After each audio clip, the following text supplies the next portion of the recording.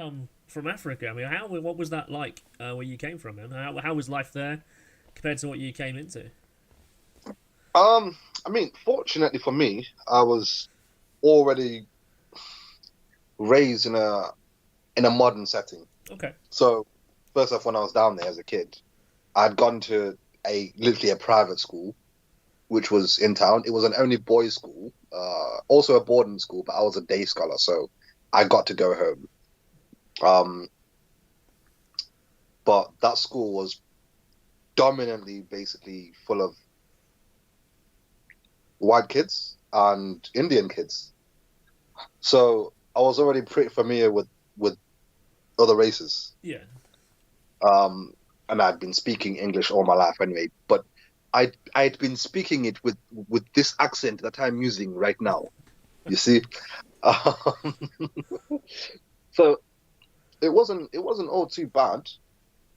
I was pretty used to traveling up and down anyway.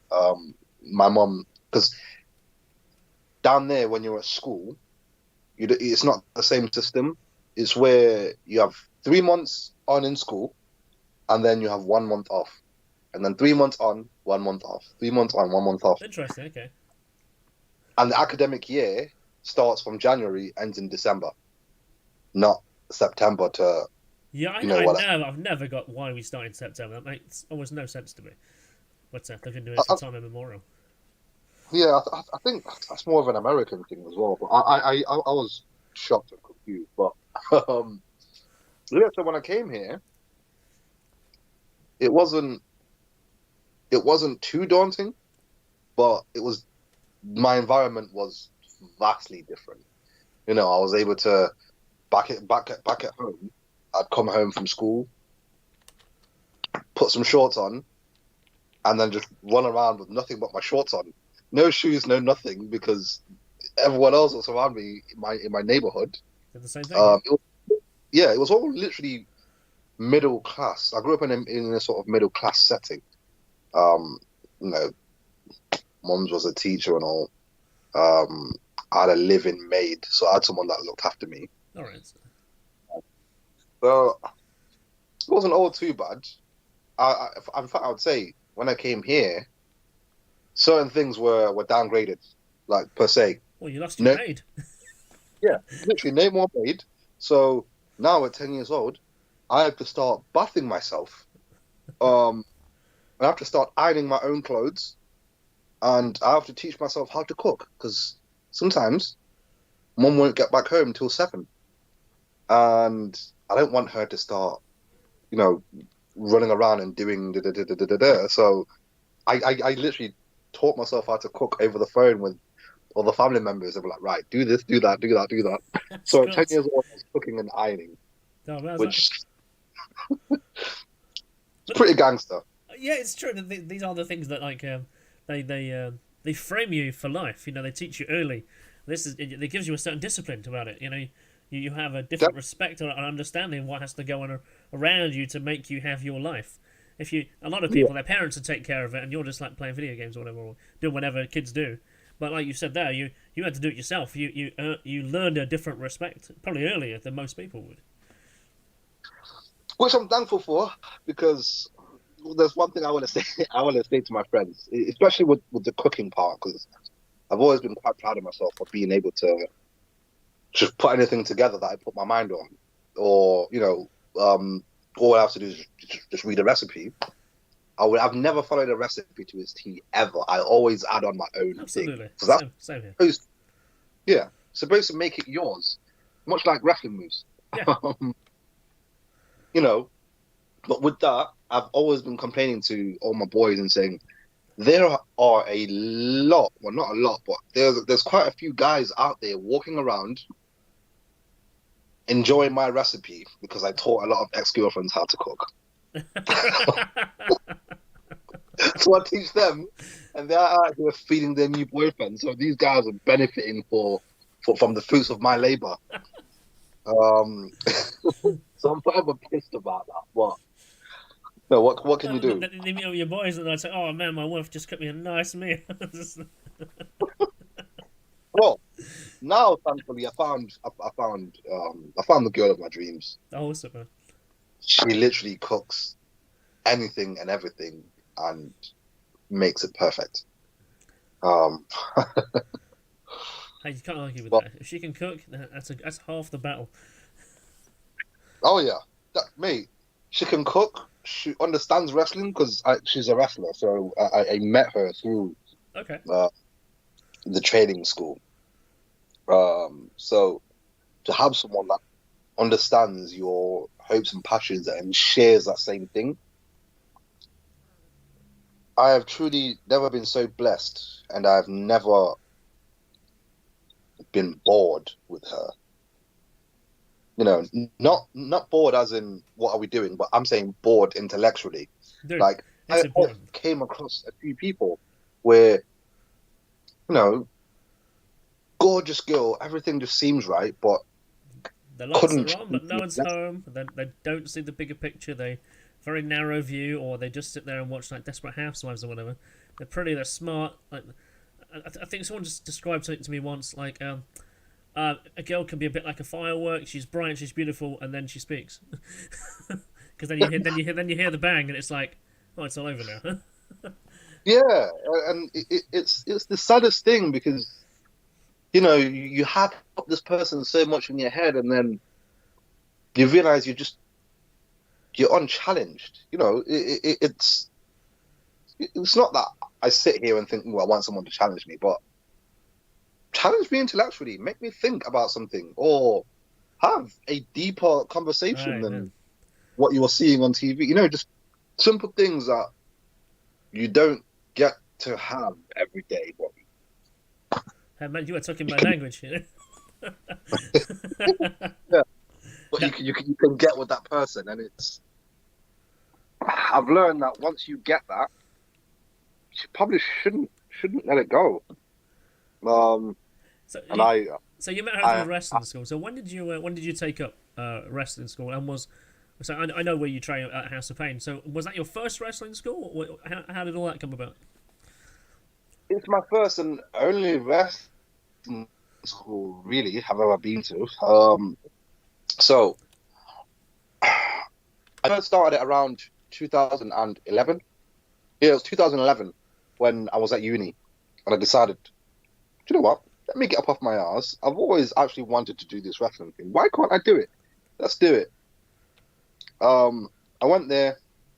I did about 5 lessons, and then one day I just had one really, but it wasn't a bad lesson. I just overworked myself and didn't stretch properly, Okay. which basically gave me spine problems. As in, I had this thing where it's a trapped nerve and pains would be shooting down my leg, and that was in 2011. So I literally never came back to another session in 2011 after that fifth lesson. And I basically hid behind, oh, my spine's gone. I can't ever do it anymore. All of that. And then fast forward, of course, uni was done. I get into my normal job, like what I do now professionally.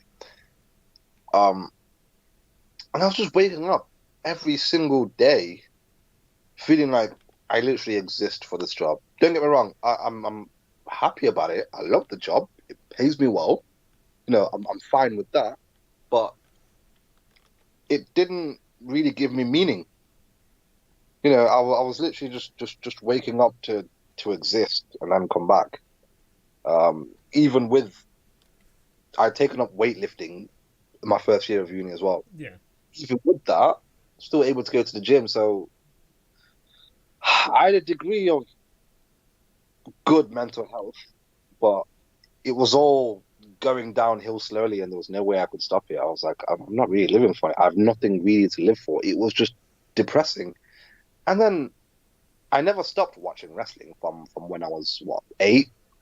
So wrestling had always been the constant. And I told myself, you can't just give up because you think you have a spine problem. That's an excuse. Kurt Angle won the Olympics with a broken freaking neck. Okay. True. It I can fix my spine. And so me and a friend that I had recently came across at my gym, who was also wrestling fan. He also wanted to go train at House of Pain, and I told him, look, give me 2 months, and I'll see if I can get myself in a condition where I can actually go and start training. For those next 2 months, each and every single night I went to sleep, I took a pillow and placed it on the right side of my body, Yeah. to try and alleviate the pain from my spine, essentially, because it was my lower back in my spine. Yeah. And it was horrible. Slept with the pillow for 2 months. I felt great, and I went back, and this is in 2018, early 2018 or 17. I'm not too sure, but all I know is I trained for about a year and a half at House of Pain before I debuted, and my official debut was the 15th of December 2018. All right, so literally a So 2-year anniversary almost then. yeah. So with that, yeah, I went back, and I've not looked back since. I walk around and live and breathe every day knowing that, one, I'm doing it my way. Two, I'm finally something I've always wanted to be. Like, I'm a version of myself I've always wanted to be. And I think that's truly a blessing, because there's not many people that are walking around on this earth, let alone these streets, that can say, I am living my dream. Regardless of any sort of goals I have within wrestling, or, where I want to take it, I can wake up each and every single day and say, I'm what I've always wanted to be, and I'm living my dream, and I did it my way. And there's no greater feeling than that. There honestly isn't. No, so talk to me about your personality, because I was in writing a kind of like a bit of a, I hate to use the word bio, a bit about this podcast that we're doing. I wrote a little bit of a blurb about it, and I wrote the word it's a double life, because effectively you are yourself in the real world, and then you are your character. And the one fascinating thing about wrestling is that it's where those meet. For every character, you think how much of the Undertaker is he outside? How much is he Austin? When you hear him talking about is that I'm actually myself, but I'm ramped up by 10. I'm this is me, but I up myself. So how far is Zanda and how far is Lovejoy when you're you and you're confident and you're doing your thing? It's literally as you've just said. It's because Zanda Zulu was an idea that I'd sort of glossed around for about what? I literally only thought about it for about 10 minutes. And then I passed on it in my head. I was in a process of trying to figure out what sort of wrestling character I was going to have at the time, because it was before I debuted. And because of that, I personally had always been a fan of the lover boy type characters. Do you know Rick Rude? Yeah, of course, yeah. He was probably the first guy I understood was a personality in wrestling as a kid. It's true. I mean, I used to, when I was a kid, I was maybe like 10, 11 years old. I'd be watching WCW Worldwide on like Yorkshire TV, and the characters at the time, you had Sting, you had Vader, you had Ron Simmons, and of course you had Rick Rude. He literally was at that point where it's pre-injury, and you hated this guy because he was such a dick. He would always bend the rules. He would always cheat to win, and he was the first guy I understood was a character, and I absolutely loved him because I hated him. Yeah. So yeah, your Rick Rudes, your Norman Smileys, your Disco Infernos. I always liked those type characters. So in my head, I told myself I'm gonna have sort of like a lover boy type character. My name's Lovejoy anyway, so it worked. I was never quite the smooth type in real life. Yeah. So I always thought I could probably pull that off in wrestling. So, and of course with that, you have to get your gear created, or for your overall look. Yeah. And I was discussing the gear itself with the lady that makes all my wrestling gear. Lady's name is Laura, aka Pinky. She's from House of Pain, but she literally does gear for wrestlers all around the country. Mandex by Pinky, if on Instagram, and she's generally very good. So I told her about this gimmick, and she looked at me and she said, "No, we already have one of those in House of Pain, and his name is Bendigo, who later on ended up becoming a real good friend of mine. Guy called Jordan Bendigo. So he already had that gimmick, and I was like, damn, what am I gonna do? And then the Zanda Zulu character popped up in my head. First of all, the reason for the name is Zulu is the language I speak at home. So English is not my first language, of course. And the name Zanda is a name that my grandmother was going to give me before I was officially named Lovejoy. So before I was born, I was going to get the name Zanda, but I never did. So I'd always decided to just use, those two names because to me personally, it flows, just Zanda Zulu. It's easy to remember. And I got that idea from comic books. If you notice, a lot of main comic book characters will have a first name and last name that sounds the same, or at least starts with the same letter. That's right. That was Stan Lee's little plan, is to make sure that's what people remembered. Peter Parker and so on. Yeah, literally, I was literally thinking Peter Parker. So I liked it in that respect, and I said to her, "Do you know who Shaka Zulu is?" She was like, "Yeah, I've heard of Shaka Zulu." I was like, "Right." I sent her an image of King Shaka Zulu, who was essentially the Genghis Khan of Africa. Yeah. He pillaged his way up and down South Africa. But anyway, I sent her that picture and I said, I want to become a character called Zanda Zulu. Accent and everything, because the accent I don't even need to struggle with, because it comes naturally, because one, it's something I still hear at home. Like, people still speak English like this at home. And two, it's something I used to have anyway before I was forced to change my accent to a British one, because kids are cruel when you're 10 years old. Right. And you hear the term "go back to Africa" one too many times, you will adapt or you perish. But those were different times. Yeah. So I said Zanda Zulu.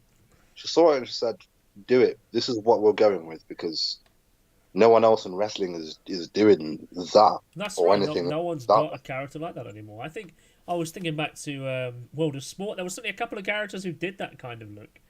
With the cheetah style pants, with the leopard style stuff. But certainly not in 30, 40 years, man. So. Yeah. Hold tight, Kamala.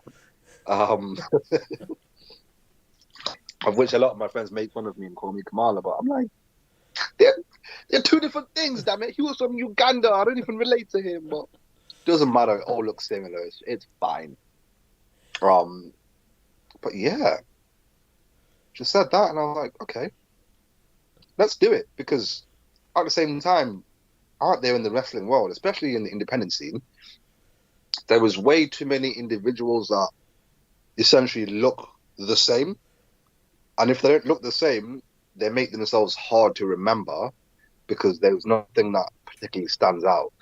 Like, and I don't necessarily mean wrestling ability as it goes, because you can have all the talent in the world, but if you don't necessarily stand out or have anything memorable about you, you will just be that guy. Just another guy, yeah. Your generic guy number two. You're just another guy, of which me, the reason I always liked and watched professional wrestling, it wasn't for the wrestling. Good God, it was not. Because I'll be honest with you, the Attitude Era was terrible for wrestling content compared to now. Like, Attitude was nothing but brawls. Like, most of the match would be brawl.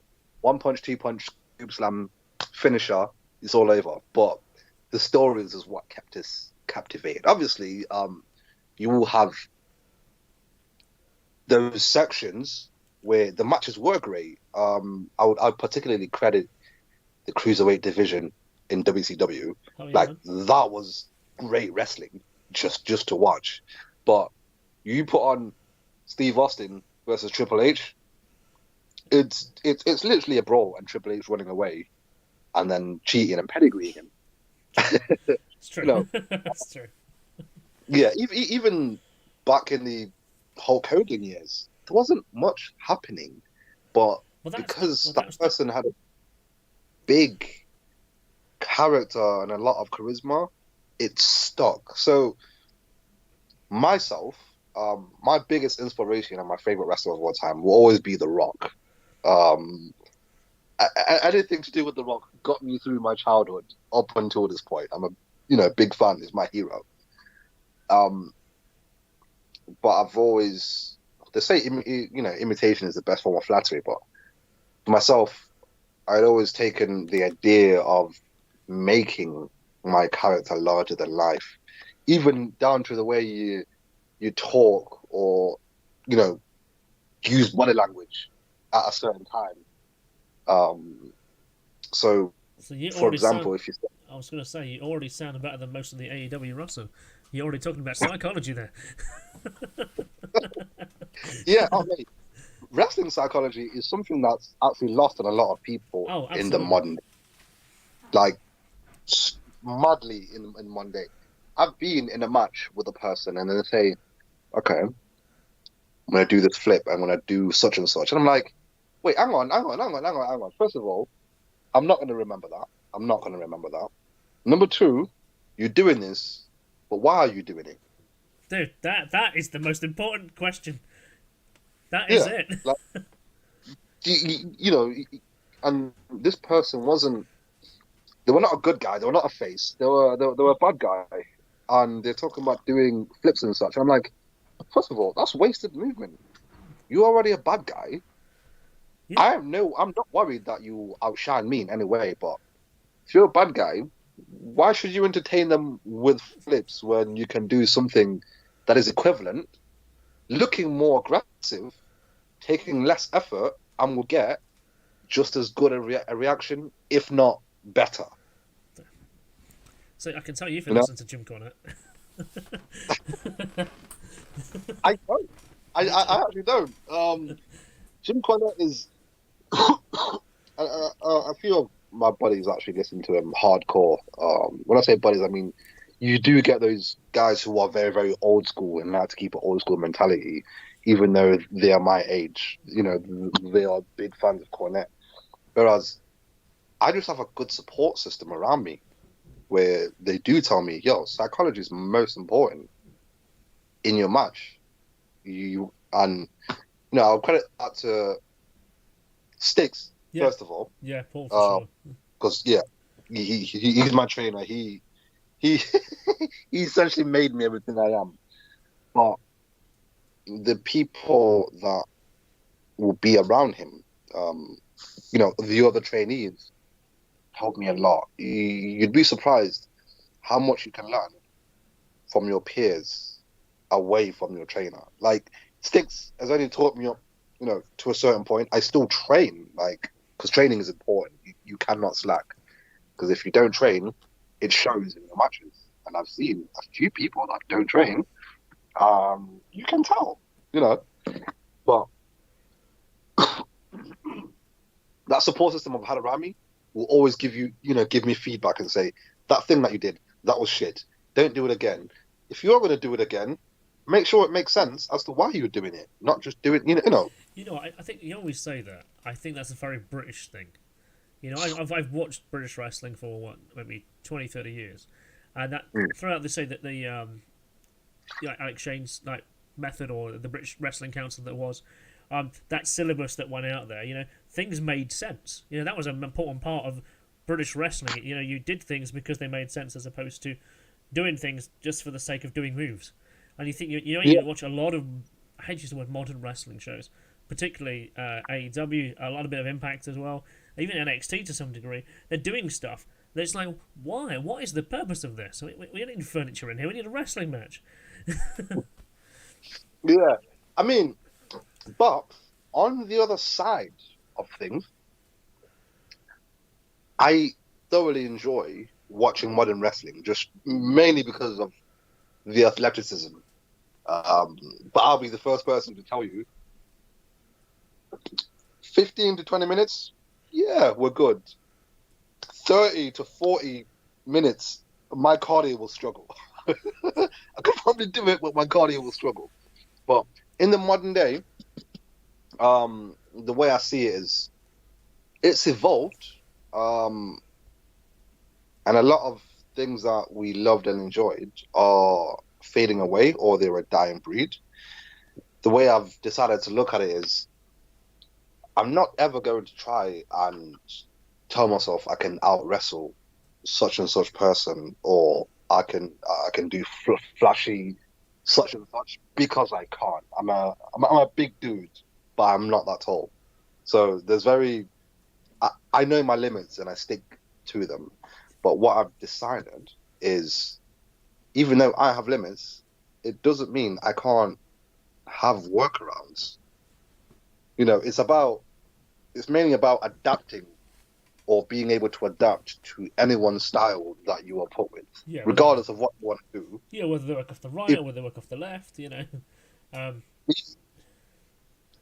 so if you can adapt, I think you can last a lot longer.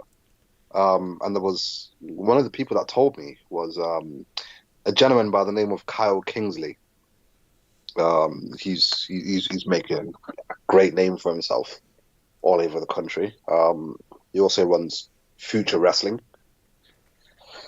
Yeah, that's one of the things that he taught me is, no one expects you to be able to do everything, or everyone has their place on a show, but more importantly, you must know your place in a show.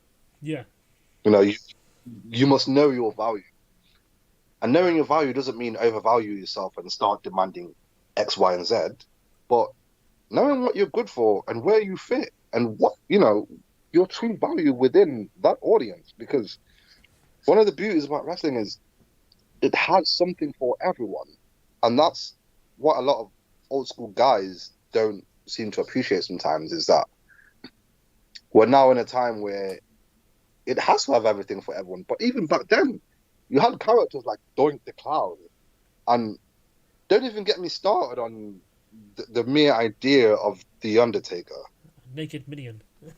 Yeah, like an undead mortician with superpowers, uh, burying people and putting them in a hearse and all types of shit.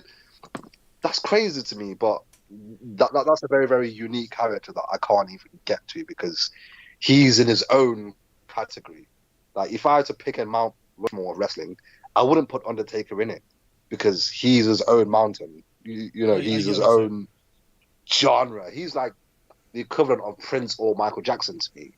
Yeah, And it's not. I get what you say though. Yeah, Yeah, and I'm not, merely saying that because he's retired. I've always looked at it like that. But I digress. I have no idea where I was before this. so I think Okay. I think we began really with like the wrestling character, where there's one of another, and then we came into how you developed your character. And I guess you're looking at the wider character bursts that are out there. So we touched on The Rock, we touched on Taker, and I guess, like you said, he is a quite unique character who's also had to evolve. There's quite a few guys of that era who they've evolved through different characters and have kept themselves fresh in different ways. And I guess he almost went through the superhero phase. When he evolved to take on all these new characteristics, like the lightning bolt from the sky and shit. It almost becomes a pantomime of a character. But I guess it just kept him new through that whole attitude era of Russo and so on. So, is it relevant now? Well, no. I actually, when he came back, I wanted him to be like the big evil kind of Taker, where he was a bit more himself. I'm so glad you said that, because Big Evil, not the American Badass, because that's like 2000 to 2001 too, but Big Evil, like hardcore champion, undisputed champion. That is my favorite incarnation of the Undertaker ever. It's probably the closest to how he really is in real life. Take it. Oh yeah, it definitely is.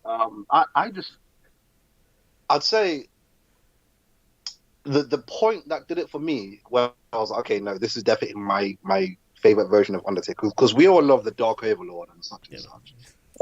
It was in a segment where he was in a program, in a feud with Ric Flair. So we decided to go to a wrestling school where Ric Flair's son trains. Guy by the name of David Flair. I think that was his name, David Flair. Taker goes in there and proceeds to beat the 7 realms of hell out of him. Leaves him bloody as hell, sat next to a toilet seat. Undertaker then sits down, puts his arm around him. Bearing in mind the guy's half dead, full of blood, and it just looks at him and says, "You did good, kid. Really, you did." And it was just such a badass moment where I was like, "Okay, that's my guy. This is my favorite version of Taker." Just those subtle little things. You know what is really subtle about that is because I can remember that really, really well, and it was that in that match with Ric Flair, I think the match is building up to that, and it's about 2002. There's this moment where he backs a guy off the ropes and he comes out, and Taker does a drop toe hold, and the place goes mental because Taker doing a drop toe hold. What? He's doing a wrestling move, and I honestly I felt like kind of like what. He shouldn't do that, but that's great. Yeah, completely marked out for a simple move. But it is those little things that earn you a little bit of longevity as well. It's character evolution. Yeah. That is something that I've found is a necessity, because naturally speaking, you get bored. Like the human brain gets bored of one character. Even in in any person's favorite sitcom, you first like a character, but eventually if it stays the same or nothing much happens with him, you move on to the other guys that seem more interesting. Yeah, right. And I think that's one of the hardest things to battle with when you're in wrestling, is staying relevant and making sure you look fresh. Yeah, I think a lot of guys have done really well with that. I guess you could say a few good examples would be Jericho, I guess. He's constantly evolved his character. I think he's the greatest example of reinvention when it comes to that. Second person off the top of my head is the Four Faces of Foley. Yeah. I suppose that's different because it's actually changing his name, and it's entirely a different gimmick, but everyone can tell that's him. Yeah, I get as well. Who else? Do you have one more of a great example of someone who's reinvented themselves? I would think around a lot of the Japanese guys, actually, because I do tend to watch a lot more New Japan and All Japan and so on.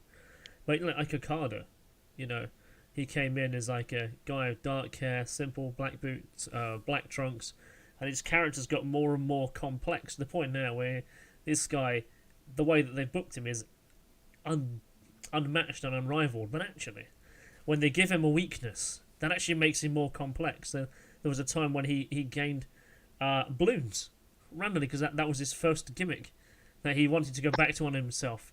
He started wearing red trunks and he had quite a solemnness. And then when he needed to become the Rainmaker again, he just whipped out his gold trousers. Now literally he's a wrestling god when he comes out with I don't know if you know much about Japanese mythology. At Wrestle Kingdom last year, he had this incredible entrance where these two massive projected Izagni and Izami, who are the Japanese creator gods, are kind of beamed onto this wall behind him, and he comes out and he's standing with them, and he goes to the ring, and it's like, fuck me, this is just full of awe. And then he had this incredible match, and it's like, oh my god, I can feel the nerves, the body tingling. Like, no, nothing like that. You know what? It's something I've I've heard being said, and I think there is no words that are truer. Wrestling is a live action comic book. Dude, the way I describe it, I put it as live action theatre.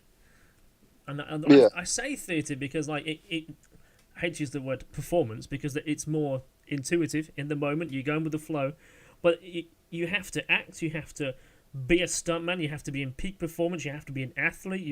Your body has to be what's the word for it? Has to have the cardio to go. And you have to be a personality that. So it's every form of almost extreme performance combined with a theatre that's not at the end of a stage. It's in the centre of an arena, and every eye can see everything you're doing. And if you go to a theatre, you can go backstage. In a ring, you can't go anywhere because everyone's looking at you. and I said that exact same thing to one of my managers at work, who was like, "Wrestling, ain't it fake?" I was like, "Bitch, I am my own stuntman. Do you understand what this is? I filmed the damn movie, remember the damn lines, and do my own stunts. Do you understand how difficult that is? Like you people will never truly appreciate what it's like. Um, but it all depends really on who the wrestler is and how you wrestle. What it's like to think and try and remember a spot or a sequence when you are 10 minutes in, your lungs are burning because your cardio is shocking. Like there was so much that goes into just a standard match. Like, and I never truly appreciated it up until I started actually wrestling. That there was way too much that goes into it.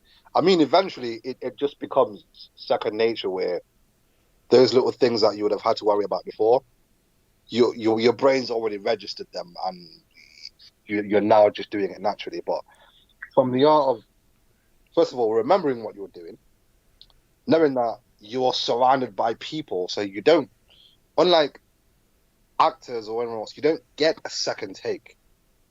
If you fuck up, you fuck up. Sorry, excuse my swearing. That's right. If you mess up, you mess up, and there's no going back from that. You can lose a crowd just like that. They can be right behind you, but you can do one little thing wrong, and you will lose them.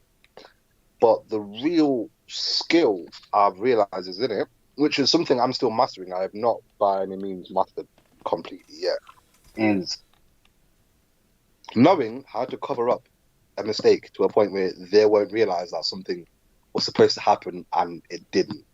Like, as a wrestling fan like yourself, I know for a fact you would be able to tell if something was supposed to go one way, but it didn't, because you're serious about your wrestling watching. But Yeah. for your casual fan who's came there with his two kids and his wife just for the evening or the afternoon, they're not going to notice. But it's about ensuring that the show goes on regardless of whatever your issue is. And it takes a lot, and I never appreciate it, and I still don't think people do. It's why I can no longer listen to the internet wrestling community anymore when it comes to opinions about anything to do with wrestling, No. because I once heard Triple H, during a promo, he said one thing that stuck with me, and this is before I was ever a wrestler, but I understood it enough for it to stick with me. Where he said, all you fans listen to these rumors and do a lot of this talk and say who should be getting what and where they should be going, and you talk as if you know everything there is to know about this business, when in reality you don't know the first damn thing about it. And he said it with such a smug smile where he will say something and you think, no, that guy knows exactly what he's talking about. Yeah. Like I truly understood him in that moment. And from then, I just learned that, one, you can't always have your way, much like comic books.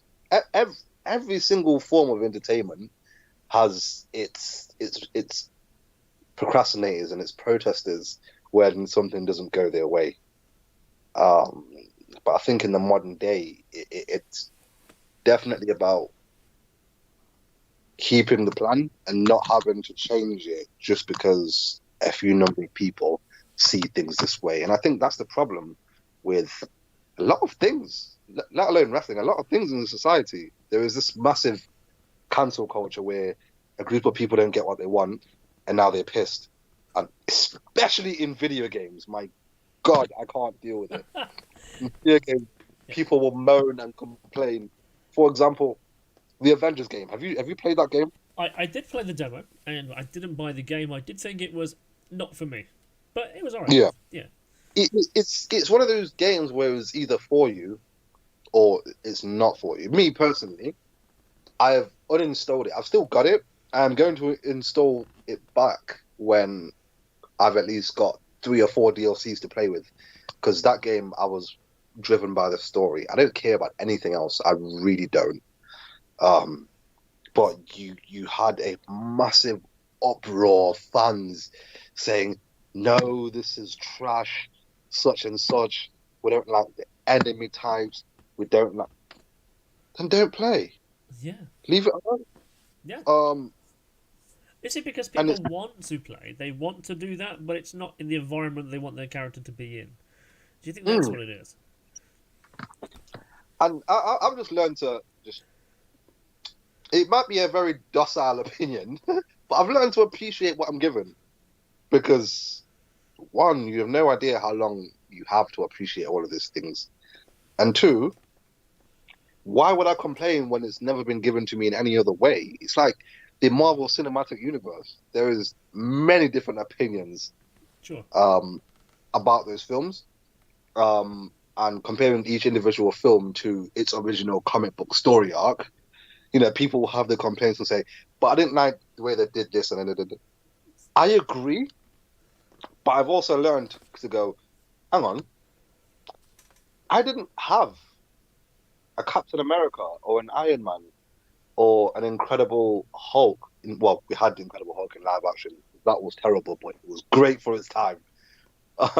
So was Captain America in the 1970s with his bubble helmet, you know. Exactly. Well, I look at it as, I've never been given this before. This is something that was never gifted to me as a kid or in any other time. So do you think it's entitlement? Do you think that's what it is? It's misunderstood entitlement. I should have this the way I want it to be, or else I'm going to stomp my feet. 100%. It is entitlement, because people are literally doing their entire life's work just for a person to go, "Nah, it should have been like this."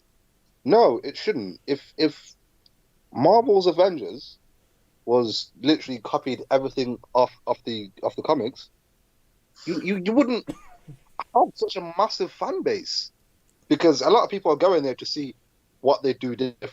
Especially me, I would look at it as, I wonder what's going to be different from the original story, or what kind of 2 stories are they going to put together.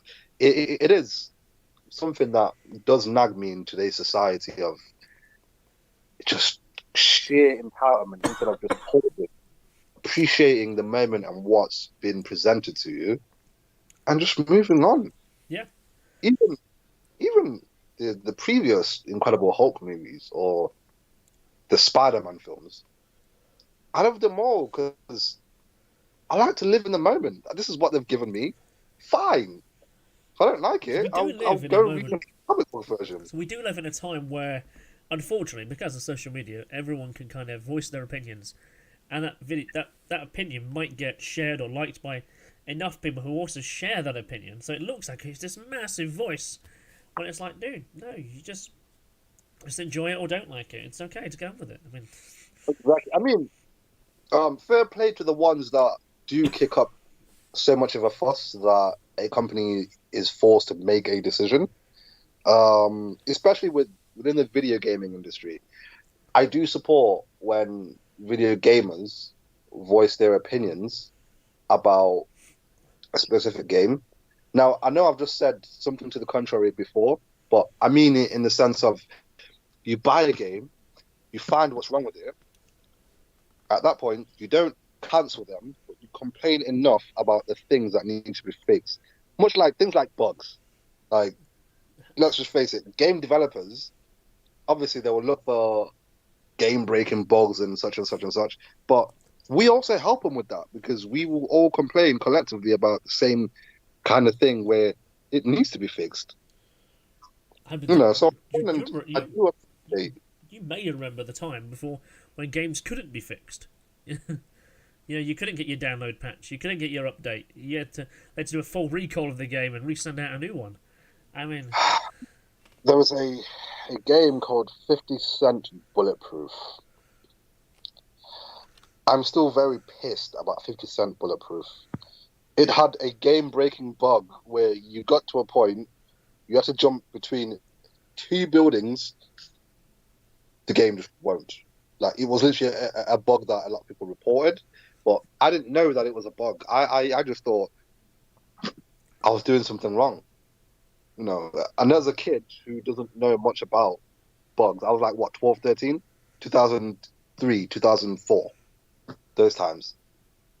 You're not going to know much. And when I found out that it was actually a bug, it made me appreciate today's era of being able to just be sent a patch and calling it a day. Like, I absolutely love now, anytime there's like a patch that needs to be done on a game, I'm happy. I'm like, yeah, no, definitely, let's do this because it will make my experience better. I have a question for you. All right, man, throw it at me. What is the most fun, or which game has given you the most fun for an online experience? Also, we're talking about an online video game. What game? That's a good question, actually. What game gave me?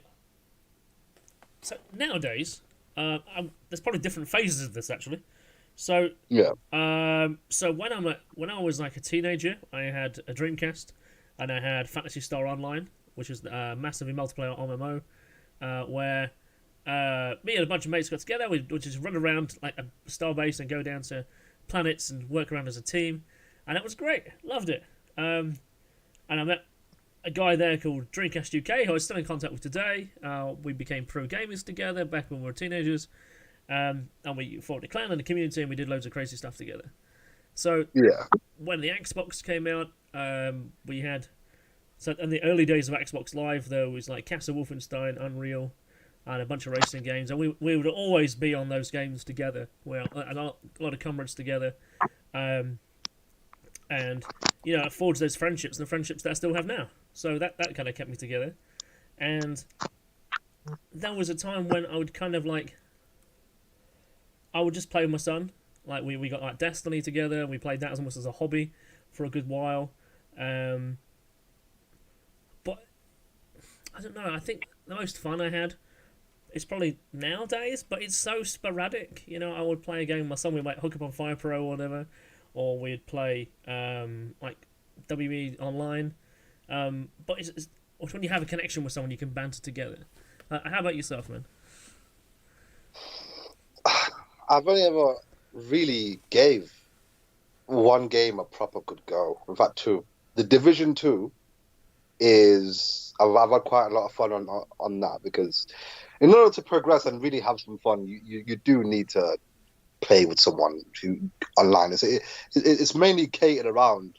Well, it's a service game, isn't it? So you can't really have too much fun outside the campaign without doing online. But the absolute best experience I've had is Grand Theft Auto 5. Now, a lot of people hate GTA 5 for the sole reason of, Rockstar money grabbing and and everything is so expensive and such and such. But it's more of a case of, if you play that game properly, it can be a massive grind fest. If you want all the finer things in life in that game, massive grind fest. This lockdown has been the best thing for my GTA 5 career. Absolutely. I went from, bearing in mind, money is actually hard to come by unless you're spamming heists. Also, you're just doing it repeatedly, the same thing over and over. I went from having I'm gonna brag now. I went from having $4 million to 120 Nice. million. That is ridiculous. That is stupidly hard to get because you're constantly tempted to buy all of these flashy things that are stupidly expensive, but will not really do much. But as far as the online experience goes, I've actually made some real friends from that game. Like, people that I will talk to on Instagram or meet up with or just see how they're doing, from England all the way to Australia. That is awesome, man. Awesome. That's what gaming really does now, isn't it? It brings you together in different ways. I do think I do think we've missed out on a bit of what's called couch co-op. You know, when you get together with your brother, your sister, or your mates, whatever, you'd sit on the sofa and you play a game. There's a lot less of those these days, which is a bit unfortunate. But you can still find those experiences. Split screen gaming for me died a long time ago, and I don't understand why. Because that was some of the best shit growing up as a kid. Fucking golden, Halo. Like Halo. There was this crappy game, but I loved it. It was on PS1. It was called V Rally. Yeah, Remember yeah, V Rally? yeah, do you? V Rally was terrible, but yet so good. V Rally on split screen. What else? What was it? It wasn't a Call of Duty. Medal of Honor on split screen. Yeah. I really miss those experiences, but I imagine it's harder to find games that are split screen now. Like, can you name one off the top of your head? I can't. I think the only co-op game that comes to mind at the moment is Streets of Rage 4. You know, of recent times, but no, there's no split screen stuff anymore. I think Halo still has it. Actually, the new Halo Infinite. I think that's going to be split screen. I think so, but I could be wrong. Of which, I suppose we've evolved with technology, but what about your siblings? What about those kids that do have siblings and want to play? They have Got to wait very, their turn. there are very few options. Like, if I, tomorrow decided, I'm going to have 2 kids. Now I've got to buy 2 separate PlayStations. Yeah, but just so they can get together using the same internet network. It's mad, but it's something I'm willing to go through because the future is so much better than where we used to be.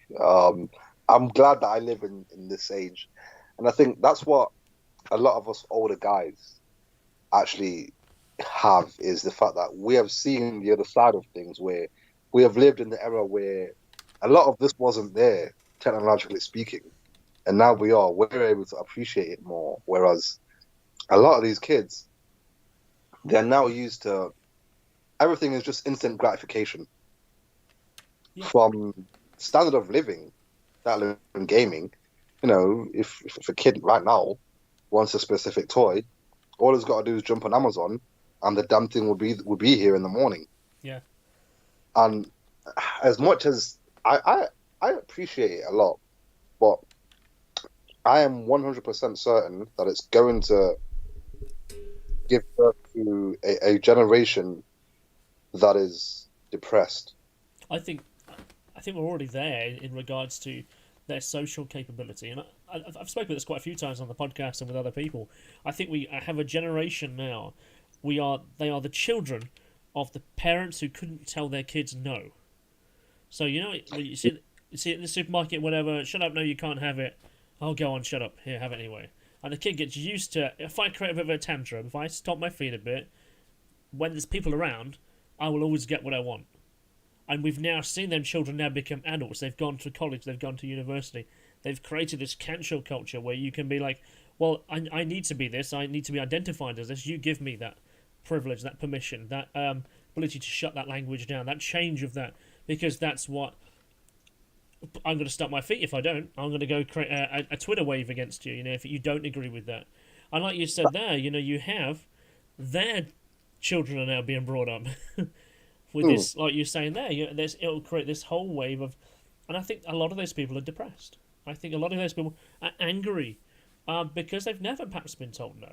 Maybe. It, yeah, it's growing up with that instant gratification and being told or having this notion about them that they are special or that there is something special within them. And then, they move on to higher education or finish higher education. And then they finish and then they realize it's also to do with the climate as well. But then they realize, okay, even with this degree, they go back into society and they become just another number. Whereas they grew up being promised the world to them. And then they're exposed to the real world when all the smoke is cleared. And it feels so empty to them because they anticipated way too much than they were actually going to get. In my head, I kept hearing this one thing, which is, you are the 2nd, 5th, and 15th winner. There's no losers anymore. You're always the 10th winner. It's like, fuck it, you're a loser. You didn't win. It's fine. Just work harder next time. Which is madness. It's absolutely madness. And part of me is excited to see how it will pan out or what the future will be. Have you ever seen the film Demolition Man? Of course, yeah. Favorite film, one of my favorite films ever. Wesley Snipes literally, he complained and said, "The future, this world has become a pussy-whipped version of itself." It's the worst. It really has become that way, hasn't it? that Demolition Man movie, actually, that's pretty much how we've got it these days. Oh, entirely, and it's no seashells though. Oh, the 3 seashells. I'm still not too sure how they would be used. I think they have the standard in Japan though. Fucking like little Darth Vader's toilet must have like loads of little special buttons to press. But no, I think we've got. We're at that point, aren't we now? Where what is next? How will we progress as a people, as a society? I think the society is going to collide with itself first before it works out what it's going to do. And I don't know what the fallout of that will be. Hopefully it'll be for the better, but I don't hold much hope for humanity anymore. I don't think. I've become more of a pessimist. No, realist.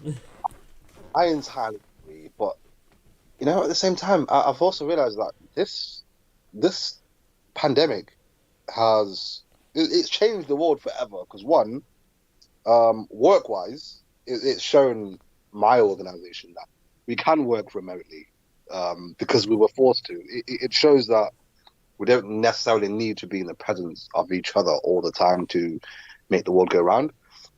Whether or not that will actually impact people in the future, I don't know. But I now watch TV, like literally any random program, and I'll see people out in public in any sort of series. And I'll be realizing the whole time, why are there so many people close to each other? Like, I would never be completely comfortable again being in a cinema that is rammed with people. I don't see myself having the same level of comfort than I used to. A bit of a story there. So, if I was going to go to the cinema, I would typically always book it for if a movie came out on a Thursday or a Friday, I'd always book it on a Tuesday, middle of the day, when I know every fucker's at work. No one's going to be coming to the cinema, and I have often the whole place to myself. But I actually went to see at the premiere locally of one of the James Bond movies, Skyfall. An IMAX screen. Yeah. I went to see the first second screening of it. Place was fucking packed. I've never seen so many people in a room cramped together, and I can hear all these crisps behind me. Everyone's coughing all over the place. I go, I could never enjoy this movie. I'm cramped in. Fuck that. The last movie, but otherwise throughout this whole time, because I've already been going to the cinemas really for Marvel movies. I don't really go for any other movies because I'd much rather just watch that show on TV. But Marvel movies, I always went. I spent the majority of my time typically as a guy that watches a lot of comic book based shit without a girlfriend. So I spent a lot of my time single. I would literally have this routine where I wake up that Saturday morning. I'd always do it on a Saturday. Wake up that Saturday morning, go to the gym at stupid o'clock, like 6, 7 a.m. Chill out, finish gym, and go and book that ticket for that movie I want to see because the entire cinema will be empty and I'll be on my own. Um, always, and that's definitely never going to change now. After this pandemic, and I mean, it really sucks how much it has taken from us Yeah. in terms of social things. Like myself, I've only been able to do since the first lockdown 2 separate wrestling shows. When I say wrestling shows, I mean literally Stixx would gather a certain amount of people between a Friday and a Sunday, and we would do nothing but non-stop filming of wrestling matches. Yeah. And then he took that and basically released it. Go check it out on YouTube. Just look up House of Pain Wrestling. Basically releasing episodes that are like 30 to 45 minutes long with 2 or 3 matches. Yeah. Every week up until a certain point, and then we would do the filming again. So we've only been able to do it twice this year. First one was right before the first lockdown. Second one was when the first lockdown ended. We filmed again, so that would have enough material to last us till the end of December. It's a good way to do it, and that's why I think a lot of wrestling companies, certainly the bigger ones, have survived. I mean, that's certainly how Impact was doing it. They were recording like 6 episodes out. NWA was doing that. It's incredible that AEW has still done a live show with pre-recorded segments that they drop into it. And obviously WWE has done... Well, I don't know. I haven't watched WWE products in quite a while, man. I've still got a network pass. I ain't looked at it for months. Their behaviour is shocking with regards to this whole COVID thing, though, with how they've conducted things like tests and kept people safe. Yeah. I've kept up with that part. Thank you, What Culture. They're literally my wrestling news for everything, really. It is quite good, but one thing I will do is I will 100% commend Stixx at House of Pain Wrestling because he has done absolutely everything to make sure we are safe, including making sure the ring is cleaned. As in, those hoovers that work on steam. Yeah, I know the ones, yeah. He uses one of them for the ring after each match.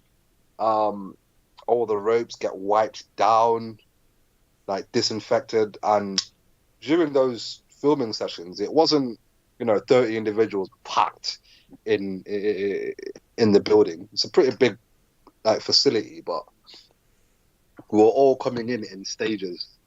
As in, you guys have this slot, you'll be around for this certain amount of time, and even when you enter, first of all, he was ensuring that you have been self-isolating and all of that. But even when you enter the building, your temperature's checked. You're not allowed to use remotely the same clothing you came in. He's taken every single... Yeah, that's good, man. precaution that he could. And I can only be thankful for that because, especially in a contact sport, yeah. On the other end, you can't not live your dream, but on the other end, you can't put you and your family at risk. And to see someone care that much and make those things happen without you even thinking of the fundamentals of how that worked and how much stress that would put a person through, and it's amazing, and I'm just generally grateful for it because it has also, the pandemic, has also showed us how shitty people can be. When the chips are down, people show you who they really are. Oh, damn right they will. They will do anything to get themselves ahead. They will take every shortcut they can. They don't give a fuck. It's all about themselves. It's kind of selfish in many ways.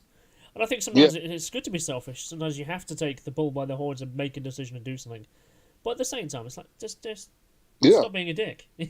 Some people just they carry their dick everywhere, as opposed to just put it away every so often.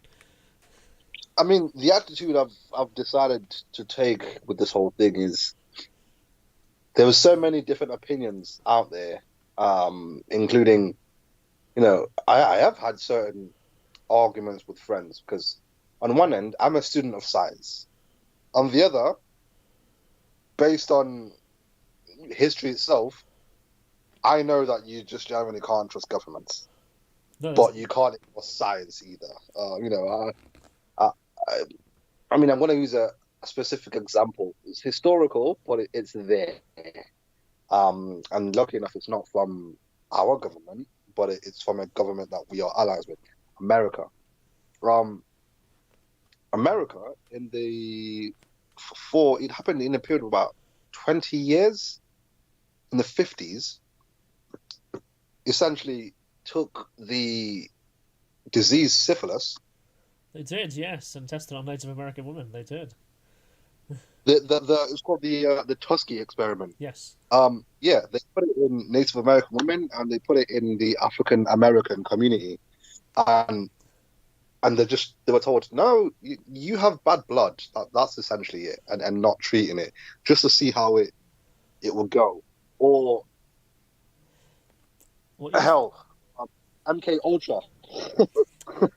That's an entirely different conversation that you and I could have.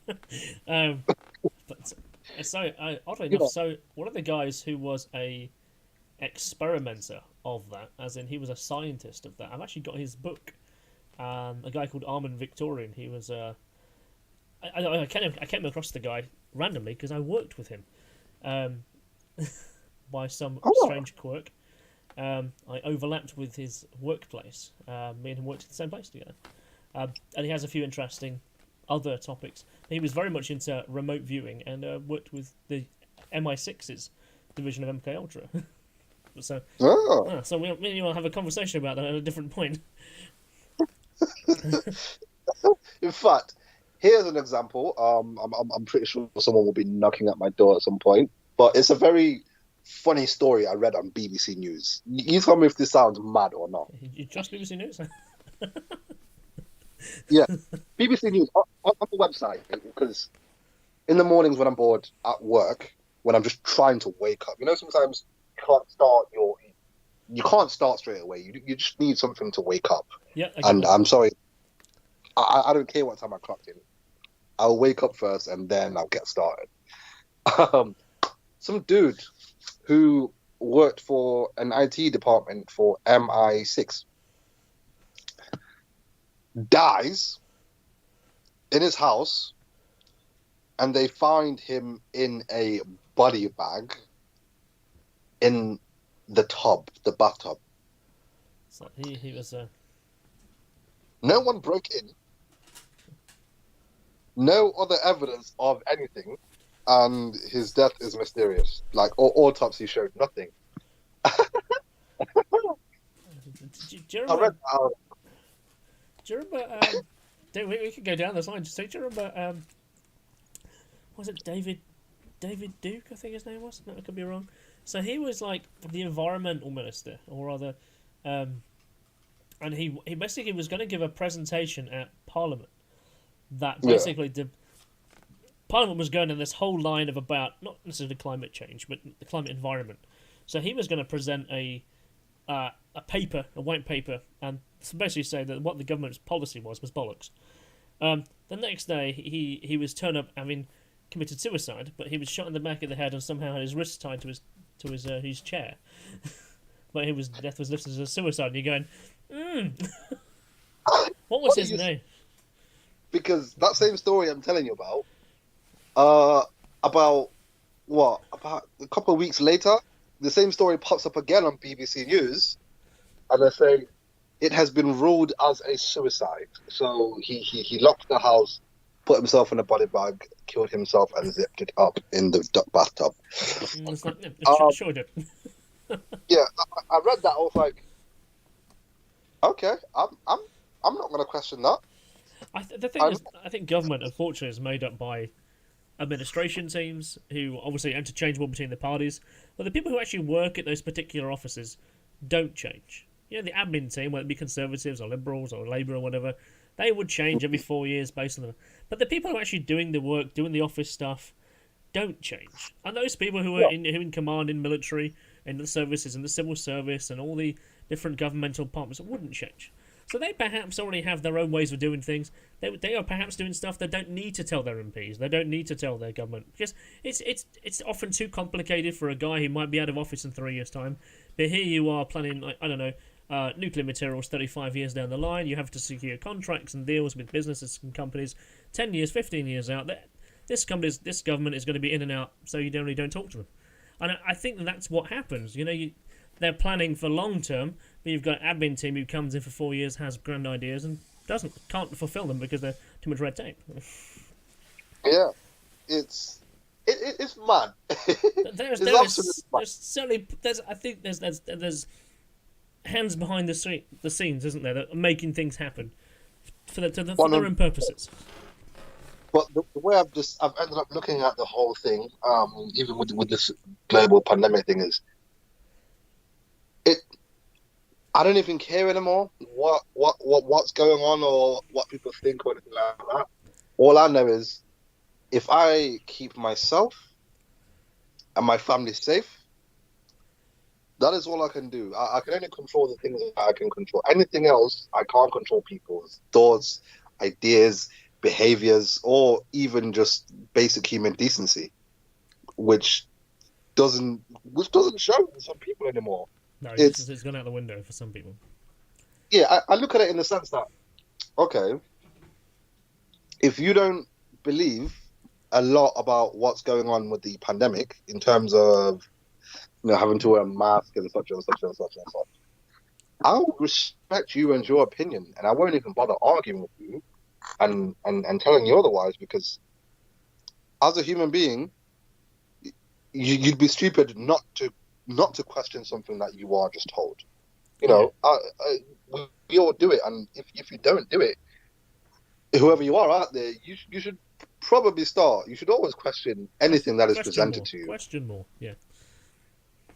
Yeah, but outside of that, if you can't at least respect people's position on something, that's when I start to have a problem with it. So if people don't believe in social distancing, if you see me with a mask on, that is not an invitation for you to come over to me and start breathing just because you don't believe. Yeah. You don't believe. I get you. Can still be friends and talk about whatever we need to talk about. We just don't need to go back and forth, because that's when it stops being an instruction or a government guideline and starts being something more to do with social control. Respect. Yeah. Like your relationship with that person and the measure of respect you have for them. You know, and that, I think that's where a lot of us out here are falling short. Is sure. We're not maintaining the same respect. Even the generation in general, we tend to lose a lot of respect, or treating a person with a bit of decency and respect as soon as they say something that we don't agree with. Yeah. It's a free-for-all. Insults start being hurled around, and I'm not gonna lie, that's what I go to comment for. Like, you know, when you see a threat, I always go to the comments because I just want to see the level of how something will go, like how someone will be roasted, whether it's for their opinion, or if it's not their opinion, it's always click on their profile picture, look at how they look, and go back to the comments and roast them for the way they look. It's a never-ending cycle of just being toxic, and I find it hilarious. It's, you know, the recipients of the obviously are not going to find it hilarious, and you do have to be kind because you never know what other people are going through. Yeah. But there is a massive majority of them where I go through and I'm like, okay, this is just gold. Just the comments alone is just gold. And I do appreciate it, although it's very, very disrespectful. You are free at the end of the day to say what you want, but what they don't understand is you are free to say and do what you want, but you are never going to be free from the consequence. Like a person can walk Nice. up and say any sort of racial slur, and yeah, it'll be great for them. But will I whoop your ass? Am I Yeah. going to whoop your ass though? I probably will. You know. Well, yeah. There's a consequence that comes to what you say. Yeah, and like I think sometimes free speech. What we're talking about there is like it either has to all be okay or none of it's okay. So Exactly. you have. There we are. But I was I was looking at that clock timer down there and going, wow, we've been talking for quite a while. Um, sometimes Oh, the topic can get a bit dark. I was wondering if we could, I was wondering if we could lighten the flavour a bit. And obviously, I know that you're a fan of gaming, and we obviously touched on that quite a bit earlier. And obviously, both of us are wrestling fans, both of us are gaming fans. So obviously, you've already answered the question about what was your first wrestling game. Okay, what's your favourite wrestling game? my favorite wrestling game. Yeah, Okay, so let's keep this fun. it's different. So, favorite wrestling game of all time. A lot of people usually say it's SmackDown. Here Comes the Pain. Right, no mercy for me. Or that's it. You see, I'd say for everything just being well rounded. For me, it was SmackDown. Shut Your Mouth Okay. because it won. I think the reason why I liked it so much is SmackDown Just Bring It was literally the first wrestling game on PS2. It was rushed. It had a 3-story campaign. The graphics were just shocking, even for their time. Because you know how there's always anytime a game's released, they will have CGI trailers. Yeah. So the CGI trailer and intro was the absolute business. It was the shit. It looked amazing, and then the actual gameplay came, and it was just whack. It was Dude, terrible. that was WWF Raw. For the Xbox. Yeah, that fucking amazing, but played like dog shit. Yeah, but SmackDown Shut Your Mouth, for me was amazing because it it was perfect. It was a perfect successor for Just Bring It. You had a story mode, a season mode that lasted 2 years, with so much option. During the season mode, you were literally walking around backstage and creating. It was some of the ultimate freedom. It was the first game to. I seem to recall, is Shut Your Mouth the first game what featured the roster split? Yes, it featured the brand split, and at the very first thing that happens when you enter season mode, you enter the real life version of Ric Flair picking the Yeah, roster that's right. for Yeah, Raw, yeah. Vince picking for SmackDown. And I was always The Rock, so Vince would always pick me first. So I'd always start on SmackDown for no reason. And it was the NWO was back in that game. Yes, yeah. But for some reason, instead of having Scott Hall, because he was having Issues. alcohol issues, They had they had X-Pac, as yeah. the third guy. But it was so amazing. It's still the greatest backstage of all time. You could literally go anywhere to a point where there was a helicopter. You could grab onto a ladder that was hanging off a helicopter and do madness. You could be Jeff Hardy and jump off the old school SmackDown fist and do a swanton bomb. It was just mind blowing to me. And then Shut Your Mouth. Well, Here Comes the Pain followed. Really, the only thing that added mainly to that was the Elimination Chamber match, and for the first time since WWF Warzone, they had blood. So blood made a return, but I definitely feel SmackDown Shut Your Mouth was a lot more superior in terms of arcade and gameplay, but they fine-tuned it with Here Comes the Pain. But I'm trying to think also, isn't Shut Your Mouth, is that the first game what had like Rey Mysterio, Rob Van Dam come in? No, that was Shut Your Mouth. Shut Your Mouth had no, Shut Your Mouth. didn't have Rey Mysterio, but it had his entrance and his moveset, Right. much like SmackDown too. But Yeah. it did have Rey Mysterio did show up for the first time in Here Comes the Pain. RVD was already in the previous game, and it had someone like Ultimo Dragon, who Oh, I've never seen him again since then. yeah. He was on SmackDown for like 6 months or something, then disappeared again. Yeah, of which that's still I've realized WWE sometimes just don't know what to do with these foreign superstars. Well, I think that time they were still going through the. Well, if he's a foreign superstar, we got to put him as a stereotype because this is our audience. And I hated that. I really did, but it's. I did. Now it's so much better though, especially with NXT.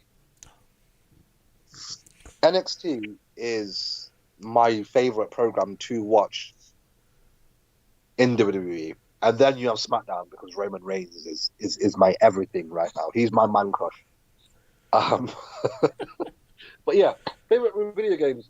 So SmackDown, Shut Your Mouth, and then followed by SmackDown versus Raw 2008.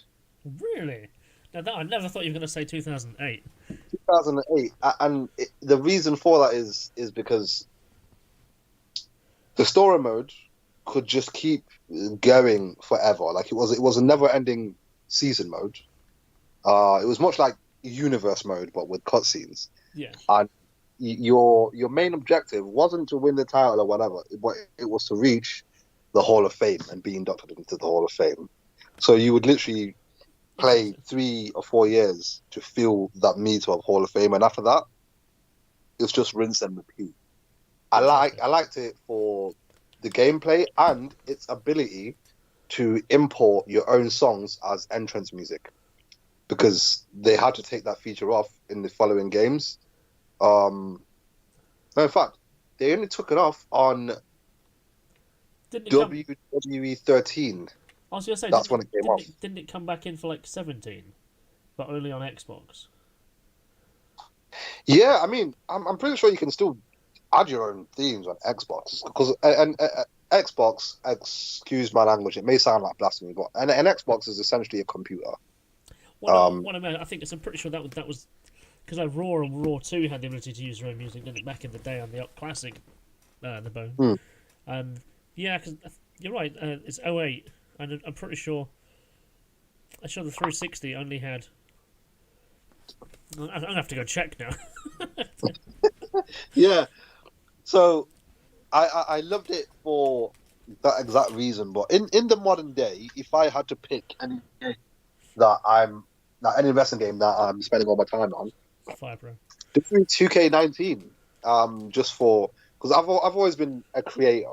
Yeah. On those games, I spend hours and hours on end creating my wrestler, creating his character, creating his moveset, just everything down to the T. So it's also what I feel helped me in terms of creating my character for wrestling. It's like a lot of people that debuted at the same time as me. There was one guy called Brad Matthews. Shout out to him. He's like the Triple H to my Rock. Me and him are always saying that. We're destined to literally fight forever. But he was the only other person with a character that seems complete or realized. Oh, got you. So, you know? Yeah. Yeah, because when a lot of people first start out, they go through mad stages of just looking incomplete because they're still trying to find their oomph. Me and him were the first complete characters from our class of debuting. And I credit that to creativity in wrestling games. Also, on that very note, then, just a bit of a side segue there. Have you seen like the success of Gabriel Kidd? He's having a huge success in New Japan. I'm so happy for Gabriel Kidd. Oh, absolutely. Literally, seeing him and his success, and seeing Joseph. I saw Joseph Connors on. Remember the UK tournament? Yeah. On that tournament, I was just about to go back into wrestling, and seeing him on there was one of the things that also inspired me, because I can't sit here and say, "Oh, I've always watched the British wrestling scene." No, I haven't.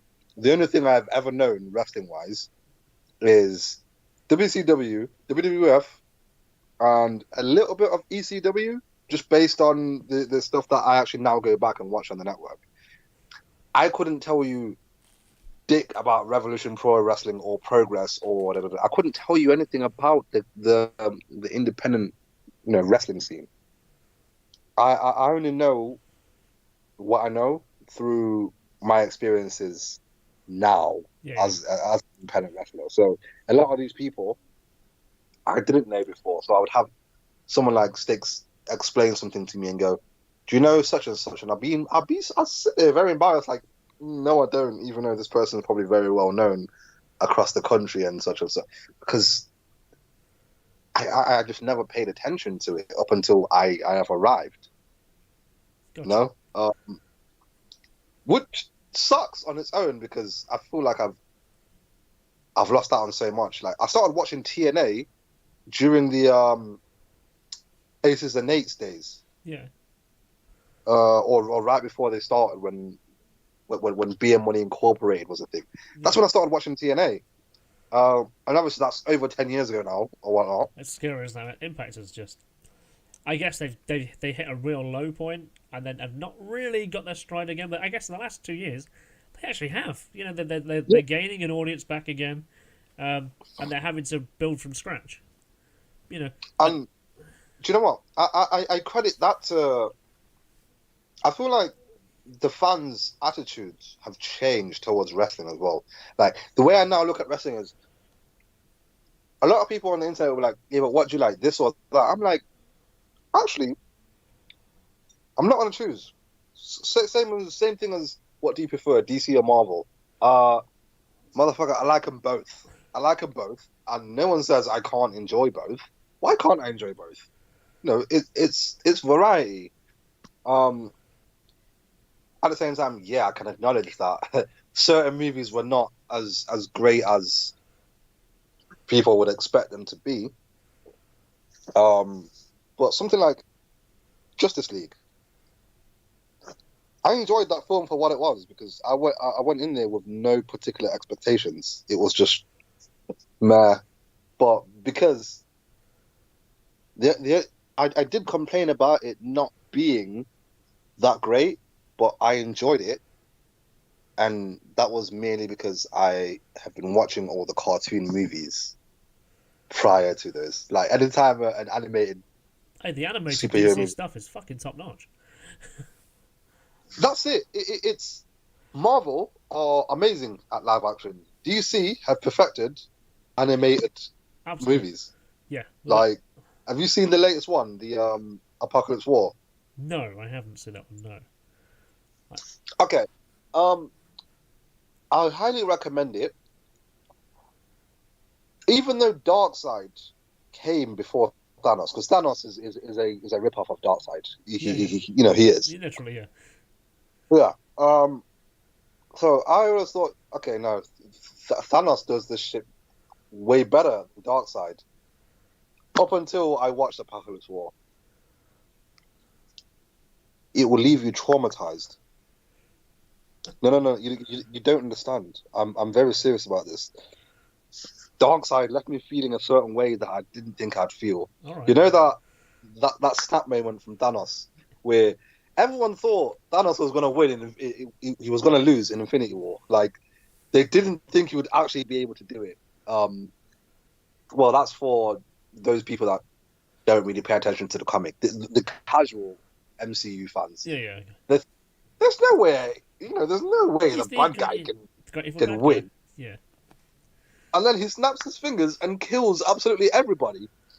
And I can still remember, I get goosebumps thinking about it now. I can still remember the feeling that came over me when I was seeing people get turned into dust. I was like, oh, yes, you won. You did it. I was celebrating. I was disappointed they didn't introduce why he did that. So Oh, in the character, of course, he's trying to fall in love with Death, yeah, who actually is in the Thor Ragnarok movie. And you're as going, Hela. yeah, and you're thinking, come on, it's right there. You know, he falls in love with her because he wants to kill half of the life in the universe to prove he has enough love for her. And that's just, come on, then actors were in the same rooms at the same time. You could have fucking shot that, but hey. I mean, the thing is with that, they can always retcon it in the I can see space for retconning that in the Eternals movie Yeah? because I have seen and read rumors that the Eternals or that specific trilogy may feature a very very younger Thanos before, because a lot of people don't realize that Thanos, when he was growing up as a kid, he was a pacifist.